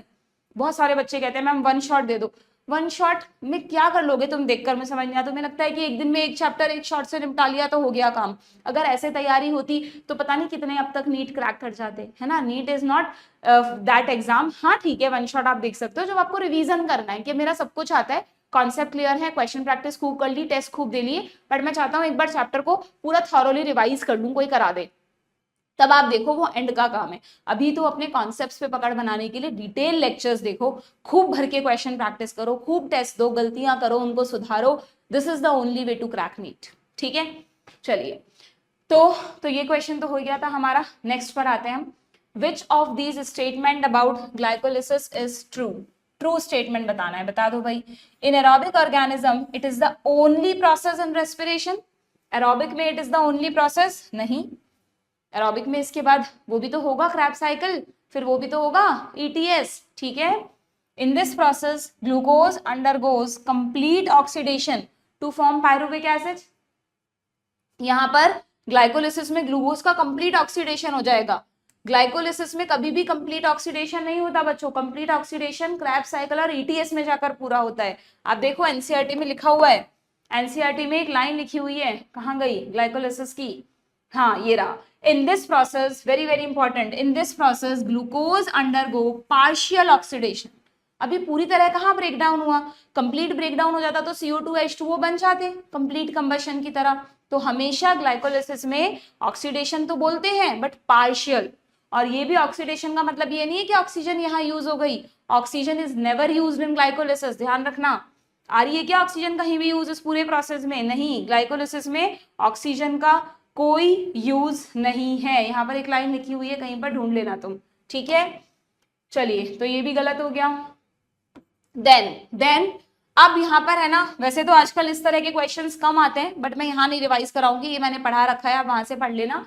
ये जो पूरा प्रोसेस है कि पहले कौन सा प्रोडक्ट बनेगा, फिर क्या बनेगा, फिर क्या बनेगा, ये पूरा तुम्हें आना चाहिए। ठीक है, क्वेश्चन पूछ सकते हैं, हर स्टेप पर एक एक एंजाइम भी यूज होता है, बट एंजाइम्स तुम्हें सारे नहीं पढ़ने, सिर्फ एक एंजाइम है जो एनसीईआरटी में दिया है जो कि फर्स्ट स्टेप पर यूज होता है, दैट इज हेक्सोकाइनेज। जब फर्स्ट स्टेप पर ग्लूकोज 6 फॉस्फेट में बदलता है तो इस एंजाइम की मदद से बदलता है, और इस एंजाइम के लिए कोफैक्टर होता है magnesium ion.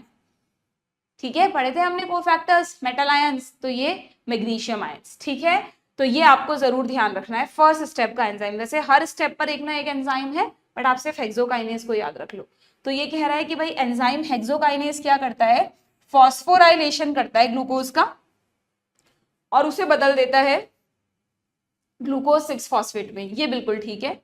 Then ATP is utilized in the conversion of PEP to pyruvate, ये सबसे लास्ट स्टेप है।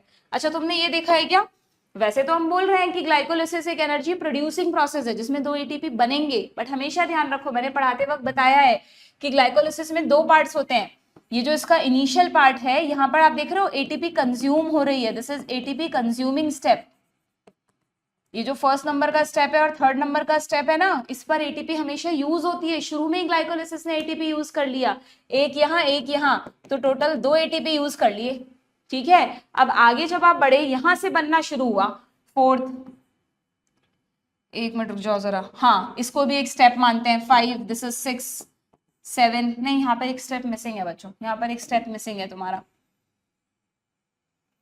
यहाँ पर ना कुछ तो था, मुझे ध्यान है, मैंने चार्ट बनवाते वक्त बनवाया है। ठीक है, ये तो आइसोमेरिज्म का स्टेप है, इसको कुछ बुक अलग गिन लेती है, कुछ को नहीं गिनती। ठीक है, यहाँ पर ये 5 एंड 6, यहाँ पर कोई 2 स्टेप एक साथ होते हैं, this is 7, 8, this is 9 and this is 10th step, क्योंकि 7th और 10th स्टेप इन दोनों पर आप देख रहे हो ATP बन रहा है, these are ATP producing steps. और क्यों यहाँ कैसे कैलकुलेट करते हैं हम, देखना, यहाँ तो टोटल 2 एटीपी खर्च हुए, ठीक है, बट ये जो ग्लूकोज था ये 6 कार्बन में चल रहा था, यहाँ पर ये 3 कार्बन में कन्वर्ट हो गया, तो यहां से पूरा का पूरा ग्लाइकोलिसिस 2 से मल्टीप्लाई हो जाता है। ये देखो कर रखा है 2 इंटू 2 इंटू कर रखा है, क्या पूरा ग्लाइकोलिसिस यहाँ कर रखा है, तो फिर यहाँ मत लगाओ, फिर तुम 4 कर दोगे। क्लियर है? तो पूरा ग्लाइकोलिसिस 2 से मल्टीप्लाई हो जाता है, तो सारे मॉलिक्यूल को 2-2 करना पड़ेगा। NADH2 एक प्रोड्यूस नहीं हो रहा, $2 प्रोड्यूस हो रहे हैं। यहाँ पर 1 एटीपी प्रोड्यूस नहीं हो रहा, 2 एटीपी प्रोड्यूस हो रहे हैं। यहाँ पर भी 2 एटीपी प्रोड्यूस हो रहे हैं। तो 2 + 2 कितने हो गए? 2 + 2 कितने हो गए? 4 एटीपी। तो 4 एटीपी ग्लाइकोलिसिस में प्रोड्यूस होते हैं और 2 एटीपी शुरू में ही खर्च हो जाते हैं। इस वजह से हम ऐसा कहते हैं कि जो नेट गेन है ग्लाइकोलिसिस का वो कितना है? वो है 2 एटीपी। और अगर साथ में NADH2 भी पूछा है तो 2 NADH2, ये तो अभी यूज नहीं हुए। ठीक है, डन। तो यहां पर क्या था क्वेश्चन हमारा? ये कह रहा है कि एटीपी यूज हुई है क्या लास्ट में जब पायरुविक एसिड बन रहा था? नहीं, तब तो प्रोड्यूस हुई थी, तो ये भी गलत है, यानी सी इज द करेक्ट ऑप्शन। ठीक है, ट्रू स्टेटमेंट निकालना था। आगे बढ़े नेक्स्ट क्वेश्चन पर। Which one of the following statement is incorrect with regard to EMP pathway? EMP pathway यानी ग्लाइकोलिसिस की बात हो रही है, हमें इनकरेक्ट बताना है। It is common in aerobic and anaerobic, ठीक है। It utilize as well as produce ATP, बिल्कुल ठीक है। It require magnesium ion, enzymes, ATP and NAD+। इस प्रोसेस के दौरान मैग्नीशियम आयन चाहिए होते हैं, एंजाइम्स चाहिए होते हैं कई तरह के, ATP शुरू में तो चाहिए ही होता है, एंड NAD+ से ही तो NADH2 बनेगा, तो yes all are required. It takes place both in cytoplasm as well as in mitochondria. Mitochondria में क्या काम ग्लाइकोलिसिस का? माइटोकॉन्ड्रिया में तो link reaction and Krebs cycle होगा उसके मैट्रिक्स में, तो ये हो गया गलत। So this is our option. ठीक है, इन which one of the following reaction, अब ये एक और टर्म है, इस टर्म में भी बच्चे इस चैप्टर में बहुत कंफ्यूज रहते हैं। बहुत आसान है, देखो समझना, कई जगह आई है चैप्टर थ्योरी, मतलब एक्चुअली ना ये चैप्टर ऐसा है बच्चों, इसकी आप थ्योरी पढ़ोगे ना आपको बहुत कॉम्प्लेक्स लगेगी, क्योंकि इसकी थ्योरी में ना रिएक्शंस के बारे में दिखाई कि इसने इसमें बदला, ये इसमें बदला, उस दौरान क्या हुआ, तो आप उसको थ्योरी पढ़ के नहीं समझ सकते, बल्कि आप चार्ट्स को खुद बनाओगे, समझोगे, प्रैक्टिस करोगे तो आपको चीजें याद होगी। ठीक है, तो ये एक ऐसा चैप्टर है, ऐसा नहीं है कि फिर मैम अच्छा है हम पढ़ेंगे ही नहीं इस चैप्टर को NCERT से, पढ़ना आपको सब है, बट वो समझ में तब आएगा जब आपकी इस पर पकड़ होगी कि हाँ किस स्टेप में क्या हुआ है। ठीक है, तो इस चैप्टर में कई जगह एक वर्ड लिखा हुआ है जो भी मैंने आपको बताया, सबस्ट्रेट लेवल फॉस्फोराइलेशन। इससे पहले वाले चैप्टर में मैंने आपको 2 तरह के फॉस्फोराइलेशन समझाए थे। अगर फोटोसिंथेसिस में एटीपी बन रहा है cyclic and non cyclic ETS के दौरान, तो हमने उसे कहा था फोटोफॉस्फोराइलेशन। ठीक है, क्या कहा था हमने उसे? फॉस्फोराइल, एक बार रुको, इसको ऐसे समझो तुम, फॉस्फोराइलेशन वर्ड का सिंपली मतलब है ADP से फॉस्फेट यानी इनऑर्गेनिक फॉस्फेट का जुड़ना और ATP बनना, दैट इज फॉस्फोराइलेशन। फॉस्फोराइलेशन हो रहा है ADP का, जिससे क्या बन रहा है? ATP बन रहा है। ठीक है, ये फॉस्फोराइलेशन 3 तरह का होता है। अभी तक तो हमने 2 ही पढ़े थे, कौन से पढ़े थे? एक हमने पढ़ा फोटोफॉस्फोराइलेशन, जब फॉस्फोराइलेशन के लिए मेन सोर्स था लाइट एनर्जी, जब तक सनलाइट नहीं मिलेगी तब तक ATP नहीं बनेगा, cyclic and non cyclic ETS नहीं होंगे। ये कब हुआ? ये हुआ in the process photosynthesis, PS is photosynthesis. ठीक है, दूसरा हमने अभी अभी देखा ऑक्सीडेटिव फॉस्फोराइलेशन। ऑक्सीडेटिव, ये पूरा लिख लेना, फॉस्फोराइलेशन। ये कब हुआ? ये हुआ रेस्पिरेशन के दौरान। कहाँ हुआ? माइटोकॉन्ड्रिया में जो ETS हुआ, ETS इन माइटोकॉन्ड्रिया, माइटोकॉन्ड्रिया की इनर मेम्ब्रेन पर। यस और नो? क्योंकि यहाँ पर main source final electron kidnapper कौन आया था? ऑक्सीजन, तो हमने इसमें ऑक्सीडेटिव लगा दिया। यहाँ पर हमने कहा था फोटोसिंथेसिस में भी ETS के दौरान हुआ था, बट ETS कहाँ हो रहा था? On thylakoid membrane, on thylakoid. Thylakoid कहाँ है? क्लोरोप्लास्ट के अंदर।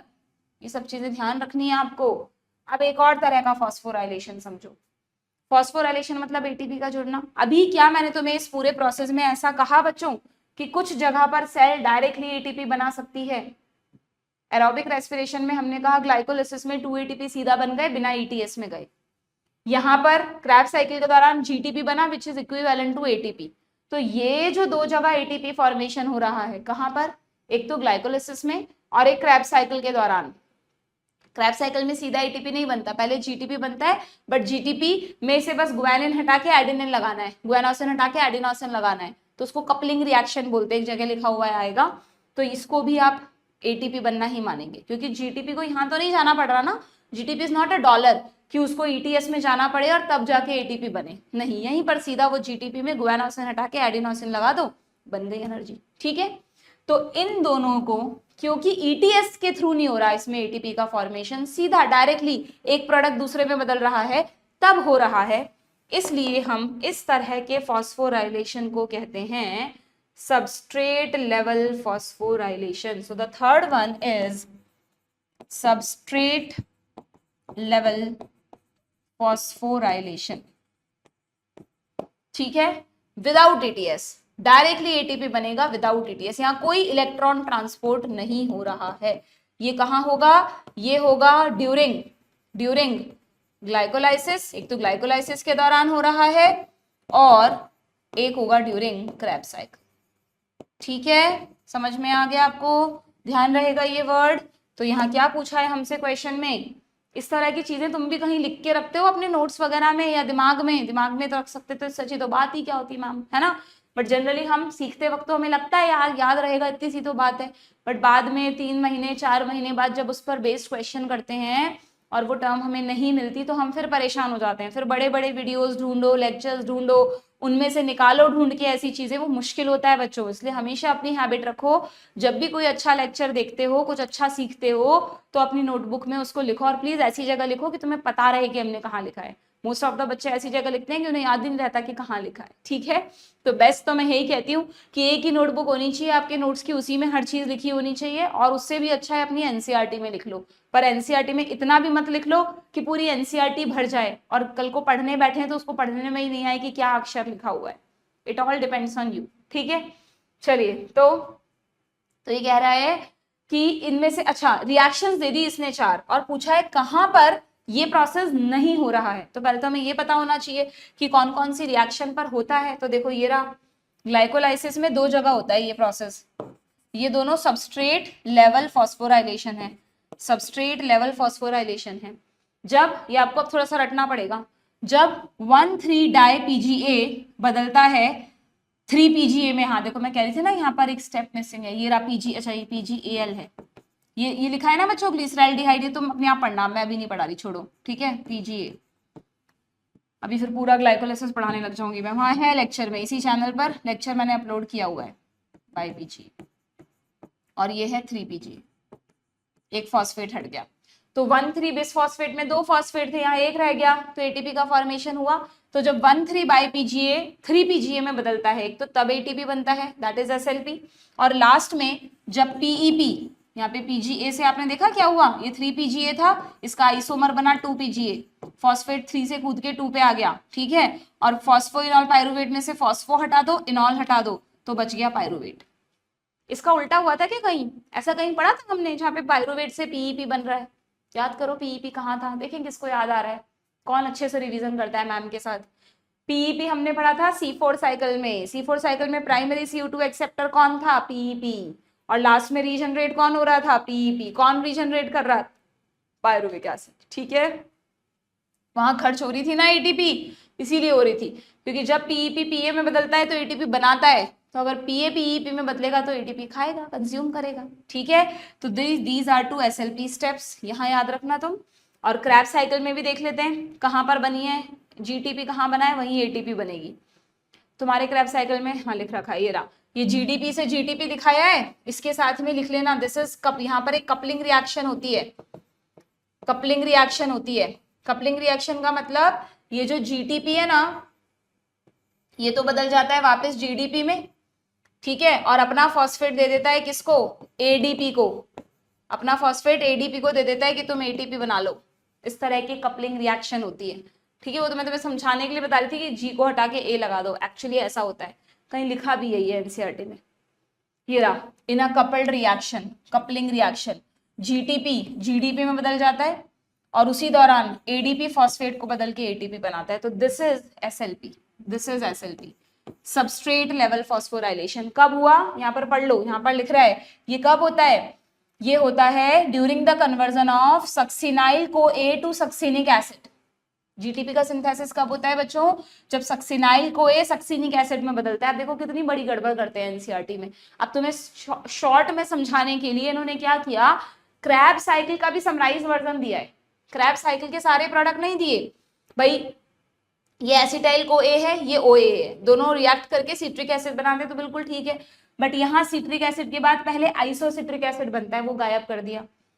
फिर उसके बाद अल्फा कीटोग्लूटारिक बना दिया, अब अल्फा कीटोग्लूटारिक से सीधा सक्सेनिक बना दिया, जबकि यहाँ पर अल्फा कीटोग्लूटारिक के बाद ना पहले यहाँ बीच में ये बनता है सक्सिनाइल को ए, फिर सक्सिनाइल को ए सक्सिनिक एसिड में बदलता है, और जब सक्सिनाइल को ए सक्सिनिक एसिड में बदल रहा होता है तब ये बनता है। इसीलिए मैंने जब पढ़ाया है वहां पे सीरीज में क्रैब साइकिल का जो फुल वर्जन है वो दिया है, वो इसलिए तुम्हें पढ़ना जरूरी है क्योंकि एनसीईआरटी ने थ्योरी में तो लिख दिया फुल वर्जन और डायग्राम में दे दिया उसका समराइज वर्जन। गलत दोनों नहीं है, फुल तो सही है, ये भी सही है, but this is a summarize form. इसे तुम गलती कर सकते हो, तुम्हें लगेगा जीटीपी कब बनता है, जब कीटोग्लूटारिक एसिड सक्सिनिक में बदलेगा, but this is wrong. GTP कब बनता है, जब सक्सिनाइल को ए सक्सिनिक एसिड में बदलता है, और सक्सिनाइल को ए पहले यहाँ पर बनेगा फिर ये वाला स्टेप आएगा, तो गड़बड़ हो जाएगी ना। तो इसलिए क्रैब साइकिल तुम सबको जो डिटेल वाला है वो बनाना है, समझ आना चाहिए कि उसमें क्या क्या चीजें हैं, लेक्चर में है, ठीक है। चलिए तो यहाँ बता दो मुझे, आपको बताना है कहाँ कहाँ एसएलपी हो रहा है। यहाँ पर हो रहा था ग्लूकोज 6 फॉस्फेट से फ्रक्टोज 6 फॉस्फेट, नहीं यहाँ नहीं था। सक्सिनाइल को ए से succinic acid, yes, and P से पायरुवेट, यस। तो वो कौन सा स्टेप है जहां नहीं होता, दिस वन, ठीक है। इस वाले स्टेप पर एटीपी ग्लूकोज 6 फॉस्फेट से सिंपली आइसोमेरिक स्टेप है, ये ग्लाइकोलिसिस में होता है, ठीक है, डन। मैं मान रही हूँ ये चैप्टर पढ़ते वक्त ना ऐसे तुम्हें लगता नहीं कि हम बायो पढ़ रहे हैं, ये चैप्टर पढ़ते वक्त तुम्हें लगता है कहीं केमिस्ट्री और मैथ्स की दुनिया में चले गए हैं, तो इसलिए कुछ बच्चों को टफ भी लगता है ये चैप्टर, बट ये है नहीं बच्चों इतना टफ। अब कहीं कहीं तो जहां पर तुम्हारे दिमाग की थोड़ा एनालिटिकल स्किल्स ग्रो करें, ऐसे चैप्टर्स कहीं कहीं तो हैं, गिनती के कुछ टॉपिक्स हैं, उनसे तुम्हें घबराना नहीं है, पहले उनको समझना है, उनके चार्ट्स खुद बनाने हैं, नोट्स खुद बनाने हैं, फिर क्वेश्चंस करने हैं, सब होगा, डोंट वरी, ठीक है। तुम देख रहे हो ना मैं कैसे तुम्हें क्वेश्चंस को अप्रोच करना सिखा रही हूँ, इस सीरीज का यही फायदा है। इस सीरीज के क्वेश्चंस देखने से, क्वेश्चंस तो तुम्हारे पास हजारों हैं, आज की दुनिया में क्या कमी है रिसोर्सेज की, है ना। इंटरनेट के जमाने में तुम चाहो जितने पीडीएफ अवेलेबल करवा लो, चाहे जितनी चीजें तुम ले लो, बुक्स खरीद लो, everything is there for you, पर सही गाइडेंस कैसे क्वेश्चंस को करना है, सही मेंटोर्स को हमने पकड़ा है या नहीं, यही बस चीज है जो मिसिंग है। और जिस बच्चे ने इस चीज को पकड़ लिया कि हमें अगर किसी टीचर की चीज समझ में आ रही है तो हम कंसिस्टेंटली उनके सभी लेक्चर्स देखेंगे, उन्हें पूरा करेंगे, उन्हें अपनाएंगे, उनकी हर एक बात को, वो नीट निकाल लेता है। मोस्ट ऑफ द बच्चे ऐसा नहीं करते, भटकते रहते हैं, इसका समझ नहीं आया उस पर चले गए, उसका समझ नहीं आया उस पर चले गए। तो बहुत ऑप्शंस हैं आपके पास, किसी एक को ही पकड़ो, सब अच्छा पढ़ाते हैं अपने अकॉर्डिंग, लेकिन आप अगर चेंज करते रहोगे तो आप किसी से भी कनेक्ट नहीं कर पाओगे, ठीक है। नेक्स्ट क्वेश्चन क्या है भाई, in which of the following reaction of glycolysis a molecule of water is removed from the substrate। Glycolysis के किस स्टेप में वाटर रिमूव होता है, ध्यान दिया तुमने अभी ग्लाइकोलिसिस का चार्ट पढ़ते वक्त, ये देखो ग्लाइकोलिसिस का एक स्टेप था जहां पे वाटर रिमूव हो रहा था, कब, जब पीजीए 2 पीजीए पीईपी में बदल रहा है, ठीक है। हालांकि इतना डिटेल में क्वेश्चन नहीं आते, बट मैंने इसलिए डाले हैं जिससे तुम ग्लाइकोलिसिस को छोड़ के ना जाओ, पढ़ के जाओ, क्या पता आ जाए ये क्वेश्चन। तुम ये तो नहीं कह सकते आउट ऑफ एनसीईआरटी दे दिया, बिना बात के 4 नंबर चले जाएंगे तुम्हारे, ठीक है। तो बता पूछ रहा है कब हुआ ऐसा, अभी देखा हमने जब 2 पीजीए पीईपी में बदला था, ऑप्शन डी, ठीक है। ग्लाइकोलिसिस को याद करने का सबसे अच्छा तरीका है बच्चों, इसकी फुल फॉर्म से मत याद करो, यहाँ तक तो फुल फॉर्म्स ठीक है, उसके बाद पूरे को शॉर्ट फॉर्म से याद करो। अभी लिखी थी ना मैंने, PGL 1,3 bi PGA, 3 PGA, 2 PGA, PEP, PA, इसको 2-4 बार रट लो, लिख लो, याद हो जाएगा। शुरू वाले पूरे याद रख लेना, ठीक है। Next, what will happen to glycolytic pathway if a cell run completely out of ATP। अगर सेल के अंदर एक भी एटीपी ना बचे तो क्या ग्लाइकोलाइसिस शुरू होगा, बिल्कुल नहीं होगा, क्योंकि ग्लाइकोलाइसिस की तो शुरुआत में एटीपी का खर्चा करवाती है सेल। तो बढ़ जाएगा, बिल्कुल नहीं, घट जाएगा, हो सकता है। Glycolysis will stop as first and third step need ATP, ये इससे ज्यादा अप्रोप्रिएट है, तो ये रहा option C. Okay, next, which statement are correct, correct बताना है हमको भाई, बता देते हैं। It is 10 enzymatic reaction, 10 steps हैं तो 10 एंजाइम्स की जरूरत पड़ेगी, that convert a 6 carbon molecule यानी glucose to a 3 carbon molecule यानी pyruvic acid and results in a net gain of 2 ATP molecules. बिल्कुल ठीक है। Glucose undergoes partial oxidation, very very important, to form 1 molecule of pyruvate. जल्दीबाजी में हम क्या करते हैं, हाँ हमने पढ़ा था कि ग्लाइकोलिसिस में पार्शियल ऑक्सीडेशन होता है, टिक करके आगे बढ़ गए, देखा ही नहीं आगे, गलती हमारा इंतजार कर रही है। 1 मॉलिक्यूल थोड़ी ना बनेगा बच्चों, 2 बनेंगे ना, तो ये गलत हो गया। ठीक है, the scheme of glycolysis was given by Embden, Meyerhof, Parnas, so known as EMP pathway. बिल्कुल ठीक है। ATP is utilized at 2 step, पहले स्टेप पर हुई थी जब ग्लूकोज इसमें बदल रहा था, और सेकंड कब हुई थी, मतलब स्टेप नहीं, ये लिख रहा है कि एक बार तो कब एटीपी खर्च हुई, दूसरी बार कब एटीपी खर्च हुई, जब फ्रक्टोज 6 फॉस्फेट फ्रक्टोज 1,6 बिसफॉस्फेट में बदल रहा था। अब देखो यहाँ तुम्हें रटने की जरूरत नहीं है, तुम खुद लॉजिक लगाओ कि अगर ग्लूकोज को एक और फॉस्फेट चाहिए तो फॉस्फेट कौन देगा, एटीपी ही देगा, तो यस यहाँ पे भी होगी।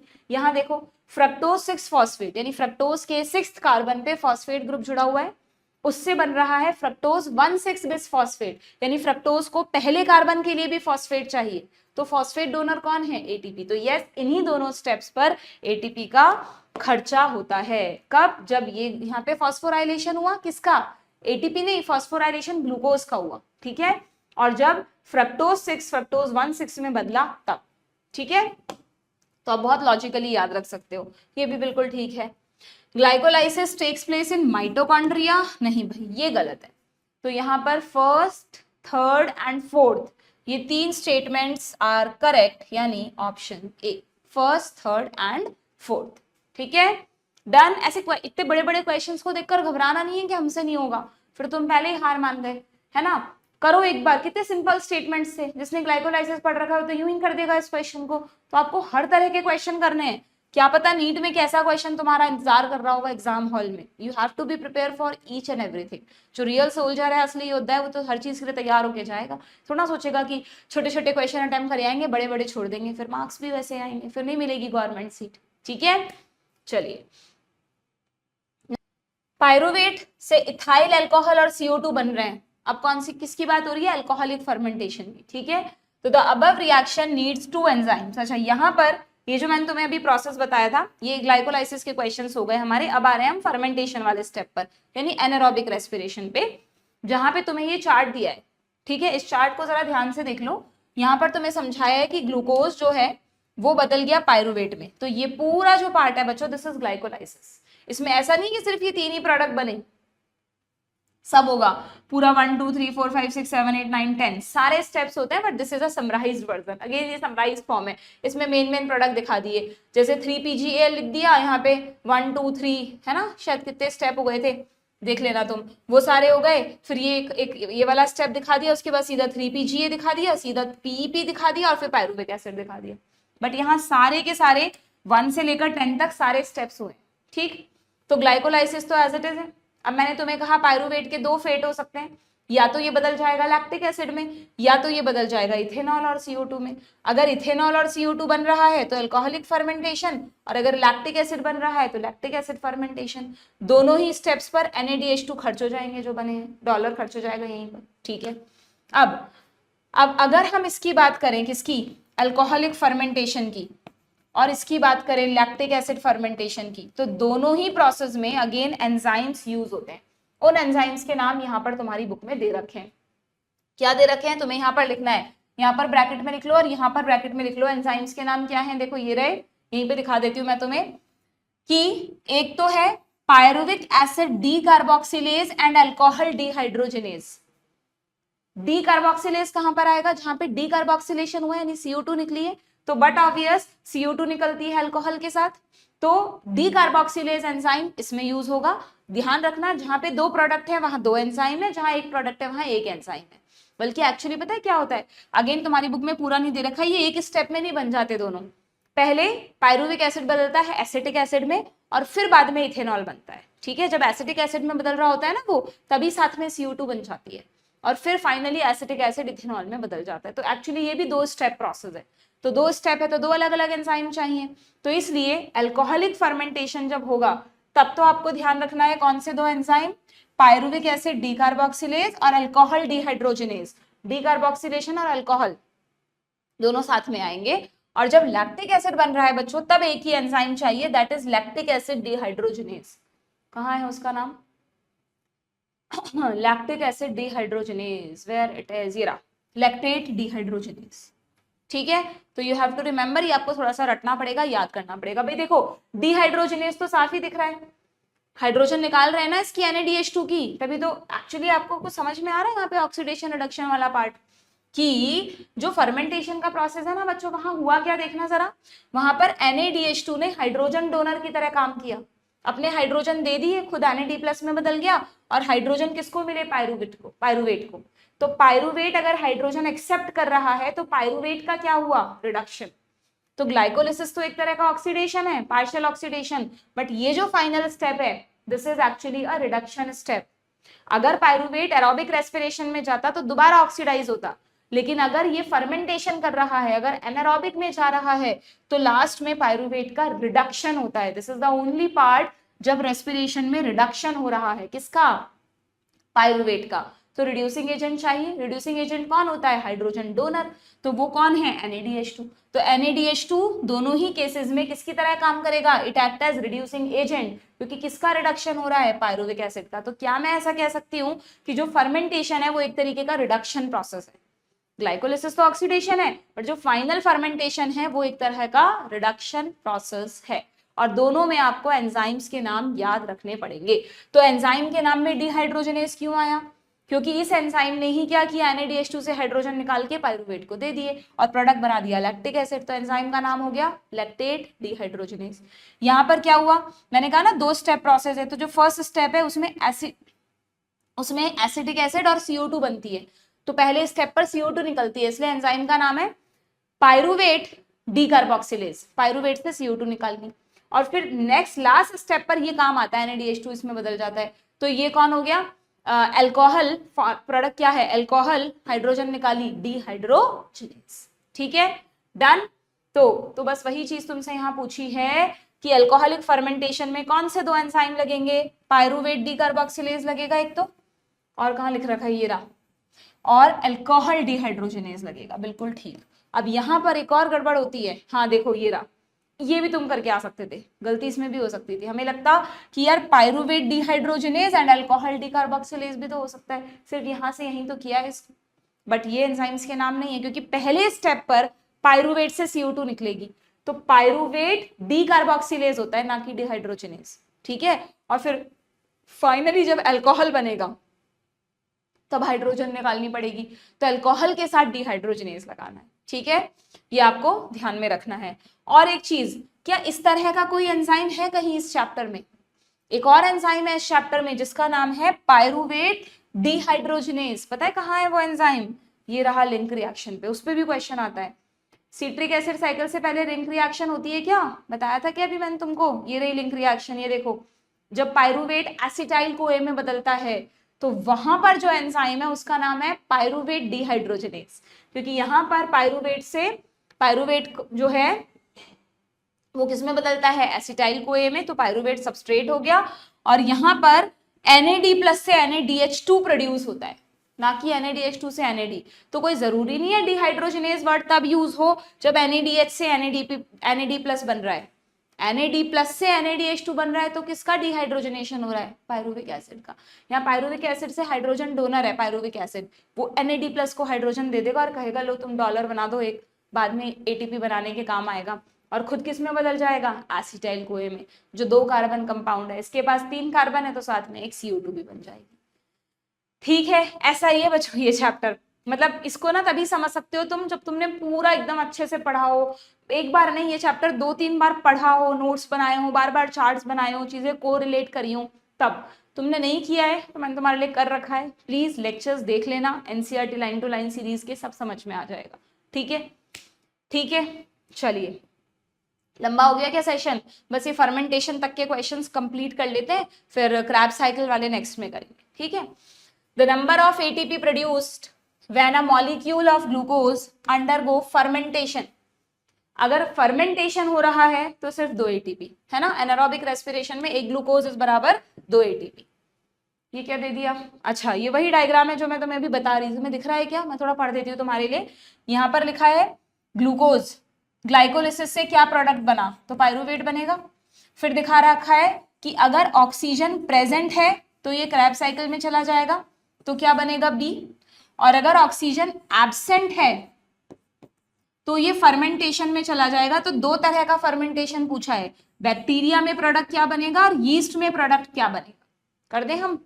अगर क्रैब साइकिल में चला जाता, ईटीएस वगैरह सब हो जाता, तो आपको पता है फाइनल प्रोडक्ट्स होते हैं CO2 प्लस वाटर, ध्यान रखना ये। अगर पायरुवेट का कंप्लीट ऑक्सीडेशन होता है in the process of aerobic respiration, तो हम समराइज्ड इक्वेशन में लास्ट में CO2 प्लस वाटर लिखते हैं। वो अलग अलग जगह बन रहे हैं CO2 और वाटर, है ना। CO2 तो अभी दिखाए थे तुमको कहाँ कहाँ बने थे, लिंक रिएक्शन में, क्रैब साइकिल में। और वाटर वो ऑक्सीजन जब इलेक्ट्रॉन्स को किडनैप करेगा तब बनेगा, है ना, बट उसको यहीं पे मानेंगे हम, और इसीलिए इसको कंप्लीट ऑक्सीडेशन कहते हैं। तो ए तो हो गया CO2 एंड वाटर। अगर बैक्टीरिया है तो यूजुअली, अच्छा सॉरी, ए कहाँ गया? ए थोड़ी ना हुआ, ए हुआ पायरुवेट, ए हुआ पायरुवेट, बी हुआ CO2 एंड वाटर। अब अगर बैक्टीरिया है तो मोस्टली लैक्टिक एसिड बनता है, और यीस्ट है तो इथाइल अल्कोहल एंड CO2 बनती है। तो ये रहा ऑप्शन बी, ठीक है, डन। चलिए, ये हो गए आपके बच्चों questions complete up to glycolysis and क्या बोलते हैं, फर्मेंटेशन। यहां से अब आपके एरोबिक रेस्पिरेशन के क्वेश्चंस आ जाते हैं, जो हम यहाँ से एरोबिक रेस्पिरेशन की, ये बहुत इंपॉर्टेंट पार्ट है कि मैं तुम्हें समझाऊंगी नेक्स्ट लेक्चर में, ठीक है। और फिर इस पर बेस्ड क्वेश्चंस हम नेक्स्ट सेशन में करेंगे, वरना अभी ये भी मैं तुम्हें साथ साथ में लेती जाऊंगी तो मुझे पता है बहुत ओवर सैचुरेशन सा हो जाएगा, है ना। इतनी कैपेसिटी नहीं होती एकदम से हमारी, इतनी कहाँ है आप लोगों की इतनी कैपेसिटी। वैसे तो अब आप बड़े हो गए, 2-2 3-3 घंटे के लेक्चर भी झेलने पड़े तो झेलने चाहिए, बट आई नो नहीं है इतना, है ना। आजकल यूट्यूब के शॉर्ट्स और रील चला चला के तो मैम फोकस और कॉन्सेंट्रेशन की वाट लग चुकी है हमारी, ठीक है, कोई बात नहीं, इसको हम नेक्स्ट लेक्चर में कंटिन्यू करेंगे। बट प्लीज, जो इतनी मेहनत से मैंने तुम्हें अभी पढ़ाया है, रिवाइज कराया है, ग्लाइकोलिसिस, फर्मेंटेशन और थोड़ा बहुत प्लांट्स का हमने ओवरव्यू देखा, इसको आप खुद पढ़ेंगे, रिवाइज करेंगे, ग्लाइकोलिसिस का चार्ट एक बार बनाएंगे और थोड़े से क्वेश्चंस इस पर बेस्ड करेंगे। और हाँ, एक और चीज वो छूट जाएगी, एकदम से याद आई, फर्मेंटेशन में एक चीज और याद रखना बच्चों, ये भी आ जाता है क्वेश्चन, मुझे इसका कोई क्वेश्चन नहीं मिला, कि है ना जो यीस्ट है ना, जब वो बड़े बड़े कंटेनर्स में अल्कोहल बन रही है, तो यीस्ट अल्कोहल लगातार प्रोड्यूस कर रही है, तो ध्यान रखना जब उस कंटेनर में 13% अल्कोहल बन जाता है तो यीस्ट मर जाते हैं। अल्कोहल सबके लिए टॉक्सिक है, बेचारा यीस्ट को क्यों छोड़ेगा। तो यीस्ट खुद अल्कोहल बना रहा है, बट वो उसके लिए भी टॉक्सिक है। जैसे ही कॉन्सेंट्रेशन 13% पहुंचेगी उस कंटेनर में, yeast poison to death, yeast मर जाएंगे। तो यानी आप मैक्सिमम किसी कंटेनर से जब अल्कोहल बना रहे हैं नेचुरली, तो कितनी अल्कोहल होगी उसमें? मैक्सिमम 13% होगी, अगर आपसे पूछे तो। अगर इससे ज्यादा कॉन्सेंट्रेटेड ड्रिंक्स चाहिए या इससे डाइल्यूटेड ड्रिंक्स चाहिए तो फिर डिस्टिलेशन के प्रोसेस से बनाते हैं। आप इस कॉन्सेंट्रेशन को कम भी कर सकते हो, इसको बढ़ा भी सकते हो, केमिस्ट्री में पढ़ते हो ना आप डिस्टिलेशन का प्रोसेस, ठीक है। 12th में माइक्रोब्स चैप्टर है, वहां आता है ना कि जो ड्रिंक्स ज्यादा हेवी होती हैं, है ना, हाई अल्कोहल वाली होती है, उनको कहते हैं डिस्टिल्ड ड्रिंक्स। डिस्टिल्ड यानी और कॉन्सेंट्रेटेड हैं, जैसे ये विस्की, ब्रांडी, ये सब नाम लिखे हुए हैं उसमें। जबकि वो वाले अल्कोहल्स जिनमें बहुत कम, माइल्ड होता है ना बियर वगैरह, उनमें बहुत कम अल्कोहल है, तो वो क्या है, वो नॉन डिस्टिल्ड ड्रिंक्स है, ठीक है। जितना डिस्टिलेशन करते जाओगे उतना कॉन्सेंट्रेशन बढ़ता जाएगा, डन। तो ये भी एक पॉइंट आपको ध्यान रखना है। और ये भी एक और है बच्चों, एक और है जो अभी रिसेंटली नीट में पूछा गया था कि है ना, कितना % आपने एटीपी में कन्वर्ट किया, ग्लूकोज की कितनी एनर्जी को आपने एटीपी में कन्वर्ट किया। यहीं पर तो कुछ था बच्चों, यहीं पर तो था वो पॉइंट, कहाँ गया? In both lactic acid, very very important, इसमें भी स्टार बना लेना, कि चाहे कोई भी फर्मेंटेशन हो, less than 7% of energy in glucose is released and not all is trapped। ये जो हम कह रहे हैं ना, एक ग्लूकोज से हमें मात्र 2 एटीपी मिले, तो यानी हमने ग्लूकोज में जितनी एनर्जी बन सकती थी, एरोबिक में भी पूरी नहीं बनती। एरोबिक में भी जो आप बोलते हो ना 38 एटीपी बने बहुत सारी, तो हीट की फॉर्म में भी लॉस हो जाती है, ओके। तो एनारोबिक में जितनी एनर्जी मिली 2 ATP वो एक ग्लूकोज में प्रेजेंट एनर्जी का सिर्फ 7% है, बाकी पूरी energy in the form of heat waste हो जाती है एनारोबिक। ठीक है, तो ये आपको ध्यान रखना है, इस पे रिसेंटली नीट में क्वेश्चन पूछा गया है। डन। तो this is all about the fermentation. कर लेना क्वेश्चंस, कोई प्रॉब्लम है कमेंट बॉक्स में पूछ लेना। नेक्स्ट सेशन में हम इसी को कंटिन्यू करेंगे। Okay, good bye.